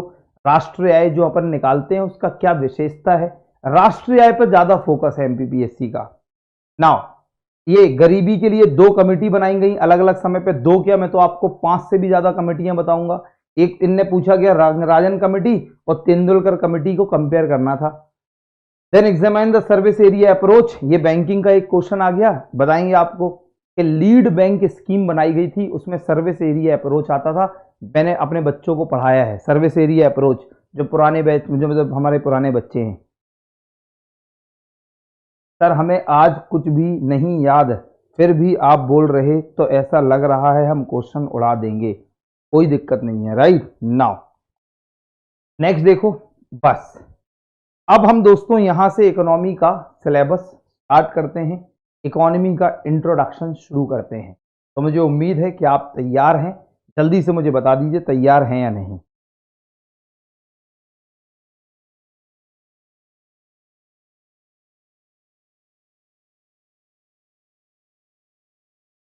हंड्रेड % हो जाएगा। दीप चौधरी पूछ रहे हैं। नाउ तो ये हमारा एक छोटा सा विश्लेषण था, जहां से हमने देखा कि इकोनॉमी क्या क्या है, हमारे एमपीपीएससी में इकोनॉमी का वेटेज क्या है, और मैं आपको वो पीटी के 3 से 5 और वो मेंस में 50 से 60, 40 से 60 कर लेते हैं इसे, की रेंज में जो आने वाला है वो मैं कवर करूंगा, right ji. You all are very ready, दिख रहा है मैं आपका जोश।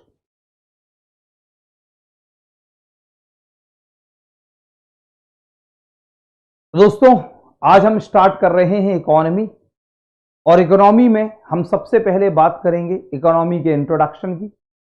इकोनॉमी के इंट्रोडक्शन में हम बात करेंगे यहां से कि आखिर ये इकोनॉमिक्स जो एक विषय है वो होता क्या है। इकोनॉमिक्स अर्थशास्त्र से आप समझते क्या हैं, बहुत ही रिफाइंड तरीके से इंट्रोडक्शन को शुरू करते हैं दोस्तों। चलिए सबसे पहले यहां से शुरू करेंगे, व्हाट इज इकोनॉमिक्स, अर्थशास्त्र क्या है। दोस्तों जो अर्थशास्त्र है उसका मतलब क्या होता है, इकोनॉमिक्स हम कहते किसे हैं और इकोनॉमिक्स में हम क्या क्या पढ़ते हैं, जरा यहां से आप लोग सुनिए।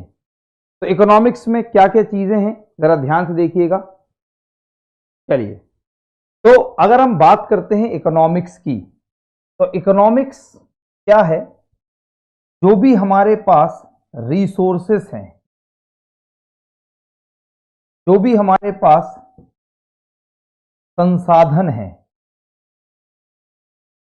इन रिसोर्सेस को हम कितने ज्यादा से ज्यादा बेहतर तरीके से प्रयोग कर पाएं और कैसे हम इन रिसोर्सेस, इन संसाधनों का बेहतर ढंग से प्रयोग करेंगे, इसके अध्ययन को हम कहते हैं अर्थशास्त्र। मतलब कि जो भी हमारे रिसोर्सेस हैं इनका ऑप्टिमम यूटिलाइजेशन, ऑप्टिमम यूटिलाइजेशन अगर हम बात करें इनका एक बेहतर प्रयोग, कि जितने भी हमारे अर्थ लाइक संसाधन हैं, इनका हम बेहतर प्रयोग, ऑप्टिमम यूटिलाइजेशन कैसे करें, अच्छे से अच्छा प्रयोग कैसे करें। क्या मतलब है? थोड़ी देर पेशेंस रखिए, 10 मिनट बाद इकोनॉमिक्स क्या होता है आपके दिमाग में इंस्टॉल होगा। तो जब भी हम बात करेंगे इकोनॉमिक्स की, जब भी हम बात करेंगे अर्थशास्त्र की, तो अर्थशास्त्र में हम अध्ययन करते हैं कि जो भी हमारे पास संसाधन हैं, जो भी हमारे पास रिसोर्सेस हैं, उन रिसोर्सेस का हम ऑप्टिमम यूटिलाइजेशन, बेहतर से बेहतर प्रयोग कैसे करें, ये हमें सिखाता है द सब्जेक्ट कॉल्ड इकोनॉमिक्स। क्या मतलब हुआ सर? कुछ समझ नहीं आ रहा, अभी आएगा, देखिए। अगर हम बात करते हैं दोस्तों इकोनॉमिक्स में, तो हम यहां पर दो अलग अलग फैक्टर्स की स्टडी करते हैं, पहले वो समझो। हम यहां पर स्टडी करते हैं एक कंज्यूमर की, बोले तो एक उपभोक्ता की, और हम यहां पर स्टडी करते हैं एक प्रोड्यूसर की, मींस एक उत्पादक की। दोस्तों कंज्यूमर और प्रोड्यूसर क्या होता है, मैं उम्मीद करता हूं सबको पता होगा, लेकिन मैं एक कोशिश करता हूं बस एक लाइन में बताने की उन बच्चों को जिन्हें पता नहीं। कंज्यूमर, उपभोक्ता का मतलब है दोस्तों, मैं बाजार गया और इस मार्कर को खरीद के लाया तो मैं हो गया कंज्यूमर, उपभोक्ता। मैं बाजार गया, मैंने दोस्तों 2 कोल्ड ड्रिंक की बोतल खरीदी, उन्हें मैंने कहा कंज्यूमर। आपने हमारा कोर्स सब्सक्राइब कर रखा है तो आप हमारे कंज्यूमर हैं। तो कंज्यूमर का मतलब हुआ, उपभोक्ता का मतलब हुआ वो व्यक्ति जो किसी वस्तु को बाजार से खरीद रहा है। सिमिलरली ठीक उसी प्रकार से अगर हम बात करें एक प्रोड्यूसर, एक उत्पादक की, तो वो व्यक्ति जिसने ये मार्कर बनाया, वो व्यक्ति जिसने ये शर्ट बनाई, वो व्यक्ति जिसने मार्केट में कोल्ड ड्रिंक्स बनाई, ऐसे व्यक्तियों को हम कहते हैं प्रोड्यूसर, उत्पादक, राइट। तो दोस्तों जब हम बात करते हैं इकोनॉमिक्स की, तो बेसिकली इकोनॉमिक्स को समझो आप, इकोनॉमिक्स में हम इन्हीं 2 एलिमेंट्स की स्टडी कर रहे होते हैं, इन्हीं 2 फैक्टर्स की स्टडी कर रहे होते हैं, इन्हीं दोनों के व्यवहार का अध्ययन कर रहे होते हैं कि उपभोक्ता बाजार में कैसे व्यवहार करेगा और उत्पादक बाजार में कैसे व्यवहार करेगा। क्योंकि बाजार क्या होता है? एक ऐसा स्थान जहां उपभोक्ता और उत्पादक दोनों का मिलन होता है।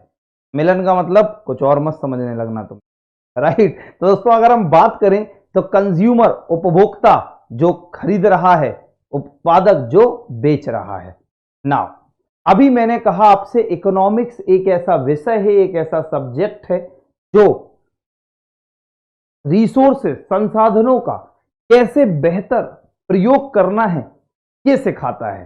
तो अब मैं आपके सामने क्लियर करने की कोशिश करूंगा कि ये रिसोर्सेस का मतलब क्या होता है। इतनी देर से मैं चिल्ला रहा हूं resources resources, actually what it is, what is the meaning of resources, let's try to understand. देखो दोस्तों, अगर मान लेते हैं कि मैं एक कंज्यूमर हूं, कौन हूं दोस्तों? कंज्यूमर। मैं एक उपभोक्ता हूं, तो मेरे लिए रिसोर्सेस क्या होंगे जरा वो देखना। मैं जब एक कंज्यूमर हूं और मुझे ये मार्कर खरीदना है, जब मैं एक कंज्यूमर हूं और मुझे ये मार्कर खरीदना है, तो इस मार्कर को खरीदने के लिए मुझे क्या क्या चीजों की जरूरत होगी सो that I can by this marker, जिससे मैं इस मार्कर को खरीद पाऊं। तो सबसे पहले कंज्यूमर को जरूरत होगी मुद्रा की, बोले तो मनी की। सबसे पहले कंज्यूमर को खरीदना होगा मुद्रा, मनी। भाई मनी होगा तभी तो आप इसे खरीद पाओगे। फिर कंज्यूमर को चाहिए टाइम, समय। भाई मान लो आपके पास बहुत पैसा है लेकिन आपको खरीदने जाने का टाइम ही नहीं है, तो एक कंज्यूमर, एक उपभोक्ता के नजर से मुद्रा और समय, इन्हें हम कहते हैं संसाधन। Money and time are considered as resources from the consumer point of view. उपभोक्ता के नजर से जो मुद्रा और समय है वो संसाधन है। वहीं पर जब मैं एक उत्पादक की बात करता हूं कि भैया इस उत्पादक के लिए रिसोर्सेस क्या होंगे, तो देखो जैसे मान लो मेरे सामने ये जो कैमरा है, इस कैमरे को बनाने की एक कंपनी खोलनी है, इस कैमरे को बनाने की एक कंपनी खोलनी है।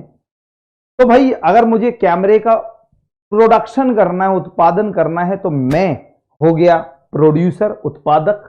तो मुझे क्या चाहिए होगा, तो मेरे प्यारे साथियों सबसे पहले मुझे चाहिए होगा भूमि, बोले तो लैंड। सबसे पहले मेरे पास होना चाहिए भूमि, बोले तो लैंड, जहां पर मैं अपनी फैक्ट्री बनाऊंगा, अपनी मशीनें इंस्टॉल कराऊंगा, अपना ऑफिस स्पेस बनाऊंगा। तो मुझे चाहिए सबसे पहले भूमि, जिससे मैं इस कैमरे का उत्पादन कर पाऊं। जब भूमि आ गई तो इसके साथ साथ मुझे चाहिए होगा लाइक श्रम, जिसे हम कहेंगे लेबर। श्रम का मतलब, लेबर का मतलब वे लोग जो यहां पे काम करेंगे, जो यहां पे प्रोडक्शन में, उत्पादन में मेरी मदद करेंगे। और मुझे चाहिए होगा पूंजी, बोले तो कैपिटल। भाई कैपिटल होगी तभी मैं अपनी कंपनी में मशीन्स खरीद के ला पाऊंगा, कैपिटल होगी तभी मैं अपनी कंपनी में रॉ मटेरियल ला पाऊंगा, कैपिटल होगी तभी मैं फ्यूल ला पाऊंगा, ईंधन ला पाऊंगा। तो इन सब चीजों के लिए मुझे चाहिए होगा कैपिटल, पूंजी, जिससे मैं उत्पादन कर पाऊं। और सबसे लास्ट में होना चाहिए एक संगठन, या हम इसको कह सकते हैं उद्यमिता। हिंदी में शॉर्ट में लिख देता हूं मैं, उद्यमिता मतलब ऑर्गेनाइजेशन, या इसी को हम कह सकते हैं एंटरप्रेन्योरशिप।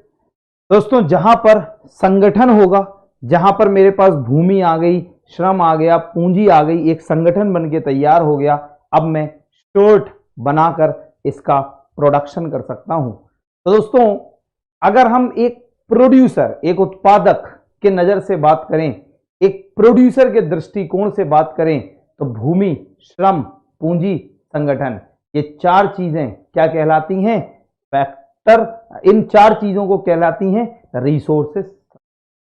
मतलब एक प्रोड्यूसर के लिए प्रोडक्शन, उत्पादन के लिए क्या क्या चीजों की जरूरत हुई, भूमि, श्रम, पूंजी, संगठन।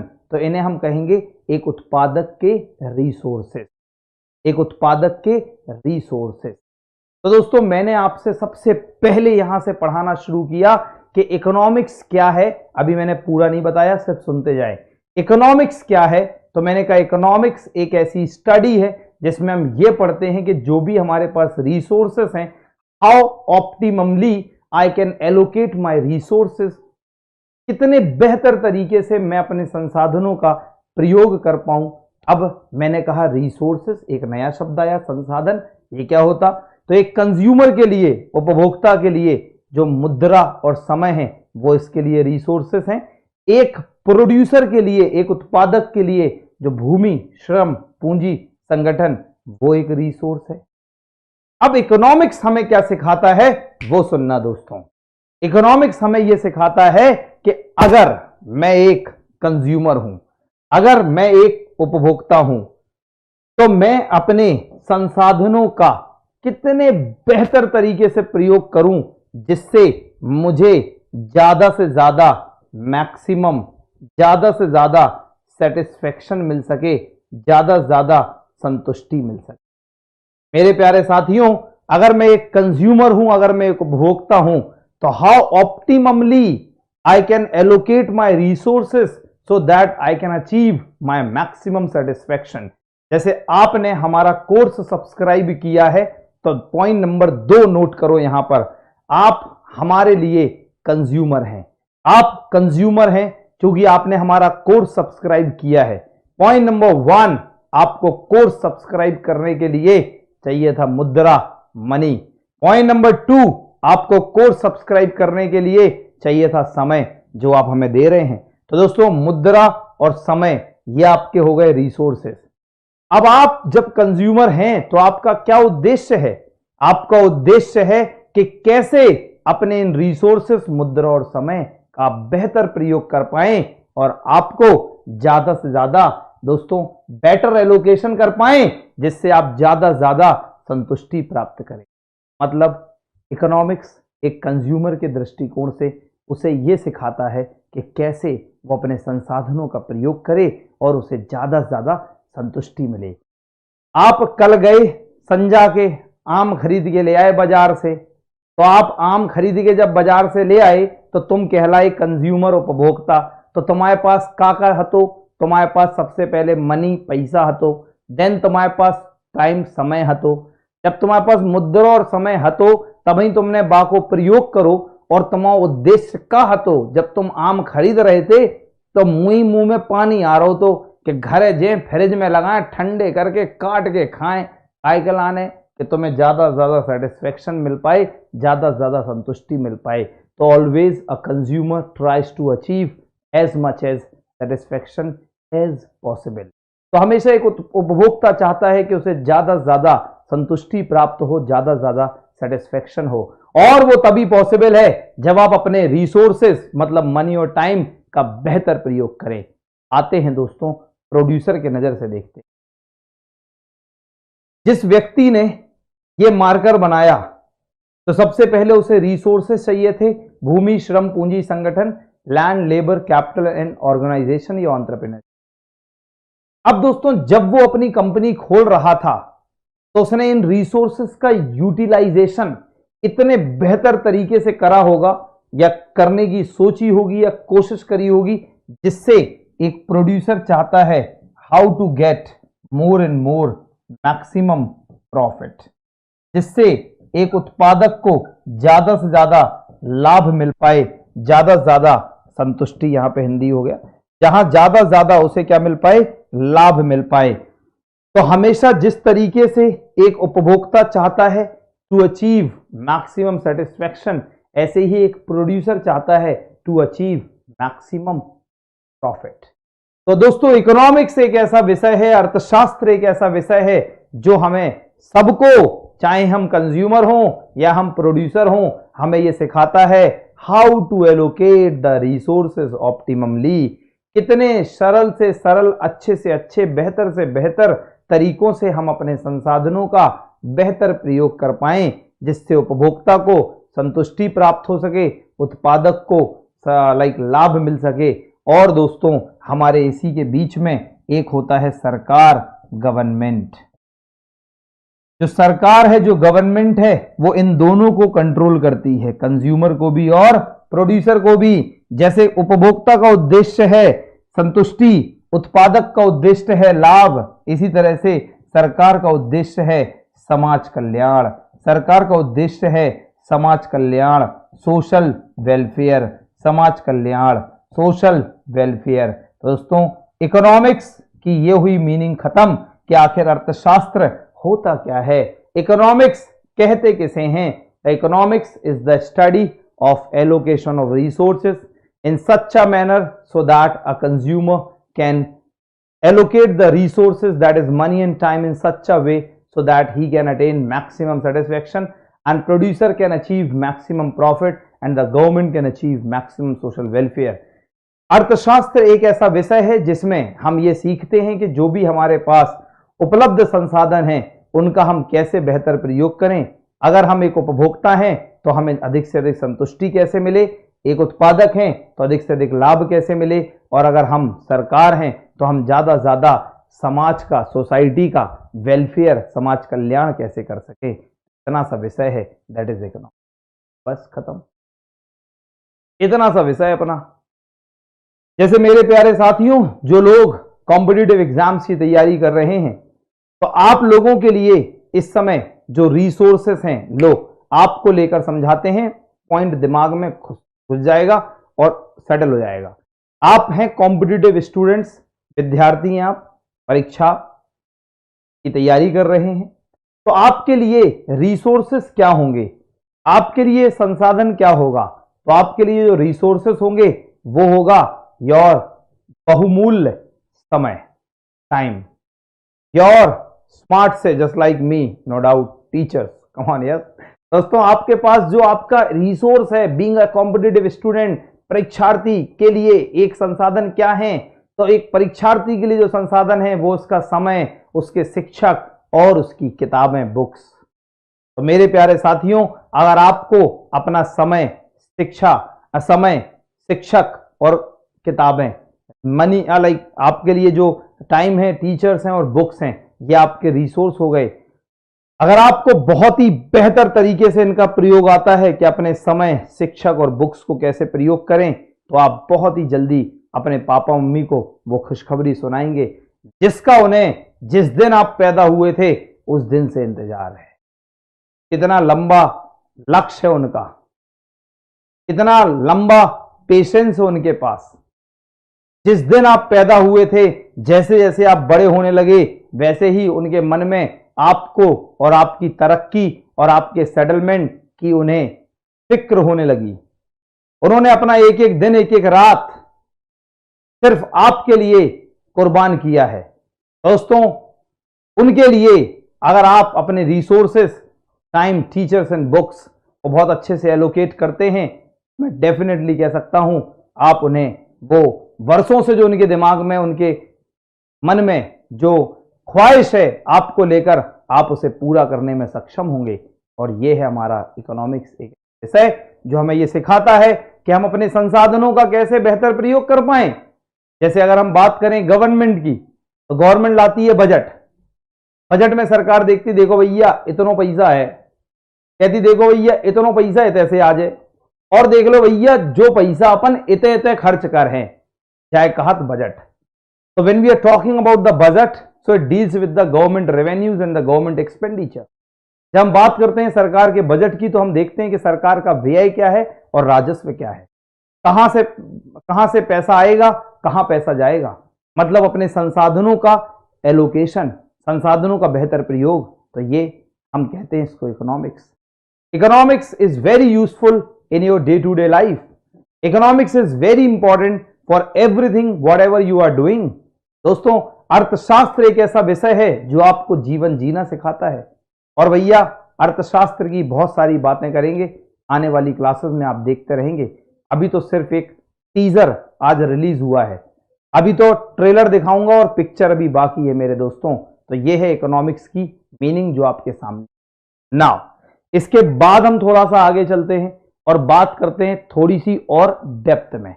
दोस्तों, जब मैं बात करता हूं इकोनॉमिक्स की, जब मैं बात करता हूं अर्थशास्त्र की, राइट, तो मैं जरा देख लेता हूं आपके कमेंट्स भी। जब मैं बात करता हूं इकोनॉमिक्स की, जब मैं बात करता हूं अर्थशास्त्र की, तो अब आप लोग क्या करिए, साथ साथ में आप लोग नोट्स बनाते रहिए। जैसे मैं लिख रहा हूं इसी के साथ आप नोट्स बनाइए। फिर मैं आप लोगों को क्या करूंगा वो भी सुन लो। फिर मैं आप लोगों को हर क्लास के बाद दो चीजें दूंगा।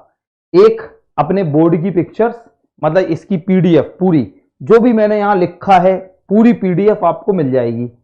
दूसरा, बिल्कुल आपके पास रिटन नोट्स आएंगे। रिटन, हैंड रिटन हो सकते हैं, टाइप भी हो सकते हैं, हिंदी माध्यम, इंग्लिश माध्यम, दोनों में आपके पास बकायदा हर चैप्टर के मैं आपको नोट्स दूंगा।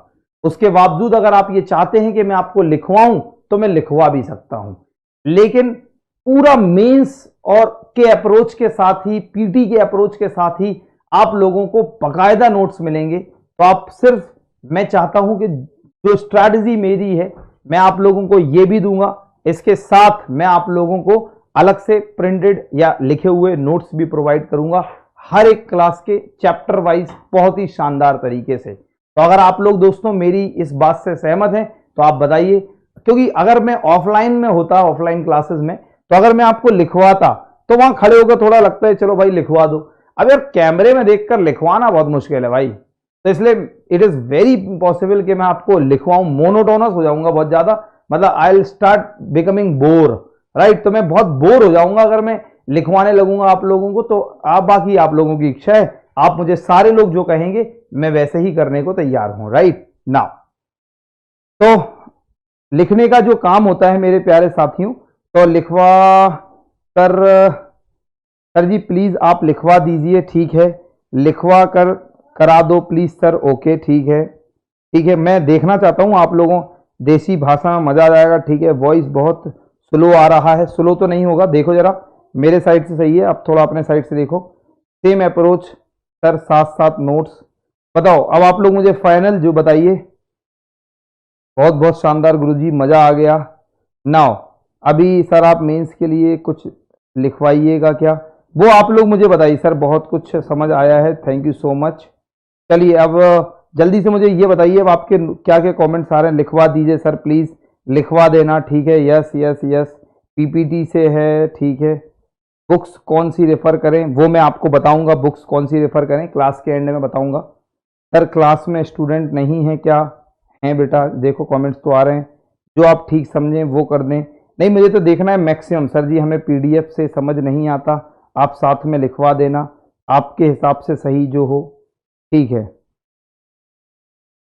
पीडीएफ ऐसी नहीं दूंगा, देखो बेटा पीडीएफ की बात करें तो पीडीएफ नहीं दूंगा। क्या है, बातें हमें लिख लेते हैं, आप बताते हैं सर इंपॉर्टेंट टॉपिक लिखवा दीजिए और बाकी पीडीएफ। ठीक है, साथ में लिखवा देना लिखवा देना लिखवा देना, फिर नोट्स लिखवा कर सर प्लीज। सारे लोग कमेंट करो जितने लोग हैं, सर बहुत कंज्यूम हो जाएगा सर, लिखवा टाइम, हाँ लिखवाने में टाइम तो कंज्यूम होगा सर, आपके अकॉर्डिंग ही करिए प्लीज। देखो मेरे अकॉर्डिंग मैं चाहता हूं कि मैं पूरा पढ़ाऊं, कैसे मैं आपको नोट्स दूंगा, मैं आप लोगों को थोड़ा आइडिया भी दे देता हूं कि कैसे नोट्स मैं आप लोगों को देने वाला हूं। तो बिल्कुल इस तरह से आपको कुछ नोट्स मिलेंगे, लाइक ऐसे मैं आप लोगों को बिल्कुल नोट्स दूंगा जिन्हें आप प्रिंट आउट भी ले सकते हैं साइज जाकर, बिल्कुल इस तरह से आपको कुछ नोट्स दूंगा।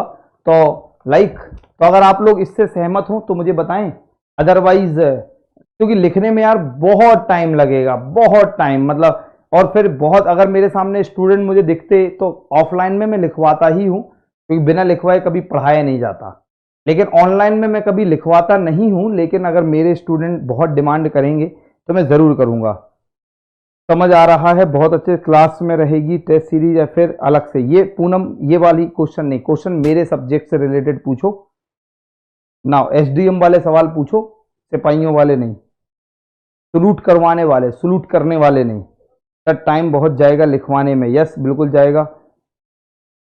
नोट समझ नहीं आते हैं सर, अरे बेटे पहले तुम एक दो दिन देखो, और नोट्स समझ में नहीं आते हैं ऐसा कैसे हो सकता है, क्योंकि नोट्स वही हैं जो मैंने खुद क्लास में डिक्टेट करे हैं अपनी। ध्यान से सुनना, जो मैंने नोट्स में कौन से दूंगा, जो मैंने खुद डिक्टेट करे और मेरे बच्चों ने लिखे, मैं बस पढ़े होंगे कहीं ना कहीं वो नोट्स, तो मैं आपको उसकी एक कॉपी आज इंट्रोडक्शन की दूंगा आपको, आज क्लास के जस्ट बाद।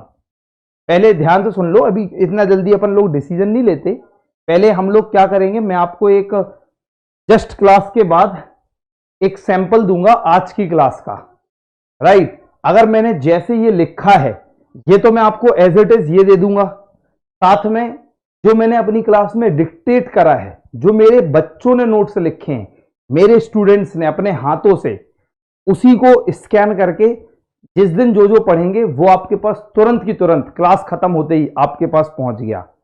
आज देख लेते हैं, आज कल फिर हम लोग एक दो दिन बाद इस पर चर्चा करेंगे अलग से। चलो दोस्तों ना, तो हम लोगों ने बात करी है कि इकोनॉमिक्स होता क्या है, इकोनॉमिक्स में हम क्या क्या चीजें पढ़ते हैं, थोड़ा सा इसी विषय को हम डेप्थ में देखते हैं। दोस्तों जब हम इकोनॉमिक्स की बात करते हैं, जब हम अर्थशास्त्र की बात करते हैं, तो जो अर्थशास्त्र है, जब हम अर्थशास्त्र की बात करते हैं, जैसे हमने यहां पे कहा, जब हम इकोनॉमिक्स की बात करते हैं, अर्थशास्त्र की जब हम बात करेंगे, जब हमने यहां पे बात करी कि व्हाट इज इकोनॉमिक्स, इकोनॉमिक्स है क्या, तो जब हम अर्थशास्त्र की बात करेंगे तो इकोनॉमिक्स हम किसे कहते हैं जरा आप वो समझो, इकोनॉमिक्स का मतलब क्या है जरा आप वो देखो कि इकोनॉमिक्स किसे कहते हैं, इकोनॉमिक्स का क्या मतलब है, ये तो हमने समझ लिया, राइट। अब आप मुझे कमेंट्स करके बताओ, राइट। सर आप समझाओगे तो हम खुद लिख लेंगे, ठीक है। अभी बिल्कुल इस पर डिस्कशन नहीं करते हैं, टाइम वेस्ट नहीं करना, राइट। तो पढ़ा मैं रहा, पढ़ने का काम आपका है, शिद्दत लगा के काम करो, देख लेंगे। पहले आप आज की क्लास करो, इसके बाद जो आज मैं पढ़ाऊंगा वो आपको एज इट इज ये तो दूंगा ही दूंगा, साथ में मेरे स्टूडेंट्स ने जो लिखा है नोट्स उसकी कॉपी आपको दे दूंगा। आप उस कॉपी को एज इट इज उसे चाहे अपने घर पर लिख लो या उसको पढ़ो। स्मार्ट मेथड करना है। वही मैंने कहा था ना, घोड़े बनते आए बाद में गधे बन गए। कमीशन ऐसे लोगों को नहीं चाहता, पहले से ही चीते बन के जाओ दोस्तों, कमीशन आपको तुरंत ले लेगा। स्मार्ट काम करो, हार्ड काम नहीं करो। Rather than hard work you have to do smart work. बाकी आप लोगों की इच्छा, अपने को तो पैसा मिलता है भाई साहब, तो आप कहोगे से गुरुजी तुम खड़े हो जाओ, मेरे पास यहाँ ऊंची सी एक कुर्सी भी है, मैं निकाल लूंगा उसे, यहां बैठ जाऊंगा, टॉपिक खत्म होने वाला, ऐसे बैठ के लिखवा दूंगा, लिखो, मुझे क्या दिक्कत है। बाकी आप लोग समझें, आपका काम समझे। जो मुझे अगर बहुत अच्छे समझ आया तो अगर मुझे एक बच्चा भी कहेगा गुरुजी लिखवाओ तो अभी मैं लिखवाऊंगा, ये भी याद रखना। उसूल हमारे थोड़े अलग हैं। हाँ, A4 साइज में PDF दूंगा मैं आपको, बिल्कुल A4 में, चाहे प्रिंट आउट ले लो, चाहे मोबाइल से देख के पढ़ लो, चाहे उसे लिख लो, वो आपकी मर्जी। अगर आप ऐसा चाहते हैं कि एक बार क्लास में कर लिया, एक बार आप घर पे बैठ के उन नोट्स को देख कर लिख लो, बेस्ट है। अगर आप ऐसा चाहते हैं कि आप उन्हें प्रिंट आउट कर लो, वो उससे भी ज्यादा बेस्ट है, तो वो आपके ऊपर है। राइट नाउ चलो दोस्तों, अगर हम बात करते हैं इकोनॉमिक्स, तो इकोनॉमिक्स के अंदर थोड़ा जब हम चलेंगे तो इकोनॉमिक्स को हम दो तरीके से समझते हैं। एक होता है जिसे हम कहते हैं माइक्रो इकोनॉमिक्स, व्यष्टि अर्थशास्त्र है। माइक्रो इकोनॉमिक्स व्यष्टि अर्थशास्त्र है। और एक होता है जिसे हम कहते हैं मैक्रो इकोनॉमिक्स, दैट इज समष्टि अर्थशास्त्र है। मैक्रो इकोनॉमिक्स दैट इज समष्टि अर्थशास्त्र। एक होता है हमारा माइक्रो और एक होता है मैक्रो। एक होता है हमारा व्यष्टि अर्थशास्त्र और एक होता है हमारा समष्टि अर्थशास्त्र। आइए देखते हैं कि ये माइक्रो और मैक्रो क्या होता है, जरा ध्यान से समझेंगे। माइक्रो इकोनॉमिक्स व्यष्टि अर्थशास्त्र का मतलब होता है जहां पर हम एक लघु स्तरीय अध्ययन करें, जहां पर हम एक इकाई का अध्ययन करें, मतलब जहां पर हम एक स्मॉल लेवल की स्टडी करें या जहां पर हम एक इंडिविजुअल यूनिट की स्टडी करें। सरल भाषा में समझें, जब हम सिर्फ एक की स्टडी करें, एक की, चाहे एक उपभोक्ता हो चाहे एक उत्पादक हो। जैसे जरा यहां पे देखना, जब हम उपभोक्ता की बात करेंगे तो उपभोक्ता काम करेगा क्या, मांग करने का। उपभोक्ता करता है डिमांड, जल्दी बोलो हां या ना। उपभोक्ता क्या काम करता है, डिमांड का। उपभोक्ता काम करता है मांग का।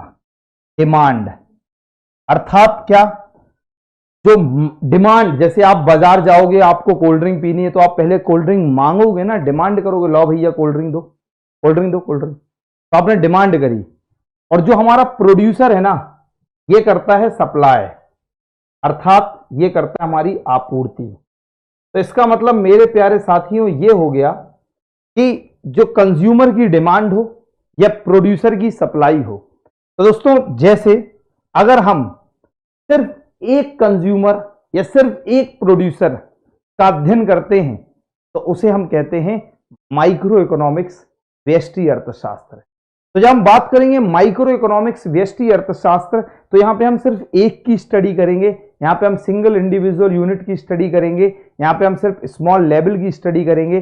जब एक की स्टडी करें, मतलब ऐसे समझो, मेरे सामने जो कैमरा लगा है सोनी कंपनी का है। अगर मैं सोनी कंपनी के कैमरे ने कितनी सप्लाई करी है एक साल के अंदर, या जितनी भी सप्लाई करी, अगर मैं सिर्फ इसी कंपनी के कैमरे की स्टडी करूंगा तो इसे मैं कहूंगा माइक्रो इकोनॉमिक्स।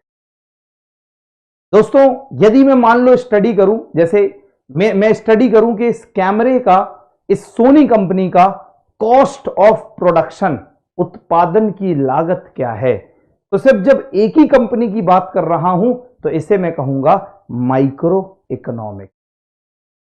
तो मैंने कहा जब एक लघु स्तरीय अध्ययन होता है, मैंने कहा जब एक इकाई का अध्ययन होता है, दैट इज माइक्रो इकोनॉमिक्स। और मेरे प्यारे साथियों, जब मैं स्टडी करता हूं एक समग्र स्तर की, समग्र या कह लो संपूर्ण स्तर की, जब मैं स्टडी करता हूं एक समग्र स्तर या संपूर्ण स्तर, बोले तो एग्रीगेट लेवल, जब मैं बात करता हूं एक एग्रीगेट लेवल की, एक समग्र स्तर की, एग्रीगेट मतलब बड़े स्तर की, जब मैं बात करूंगा एक लार्ज लेवल, अगर इसका अध्ययन मैं करूंगा तो ऐसे मैं कहूंगा मैक्रो इकोनॉमिक। मतलब जब मैं एज अ होल मतलब जब मैं संपूर्ण का अध्ययन करूं, अर्थात जैसे मैंने कहा यहां पर एक उपभोक्ता के मांग का अध्ययन, एक उत्पादक के आपूर्ति का अध्ययन, जब मैं एक एक की स्टडी करूंगा तो माइक्रो। अगर मैं यहां पर स्टडी करूं पूरे देश की राष्ट्रीय आय, पूरे हिंदुस्तान की राष्ट्रीय आय, नेशनल इनकम, क्या हमारे देश की जो राष्ट्रीय आय है, हमारे देश की जो नेशनल इनकम है, वो क्या है।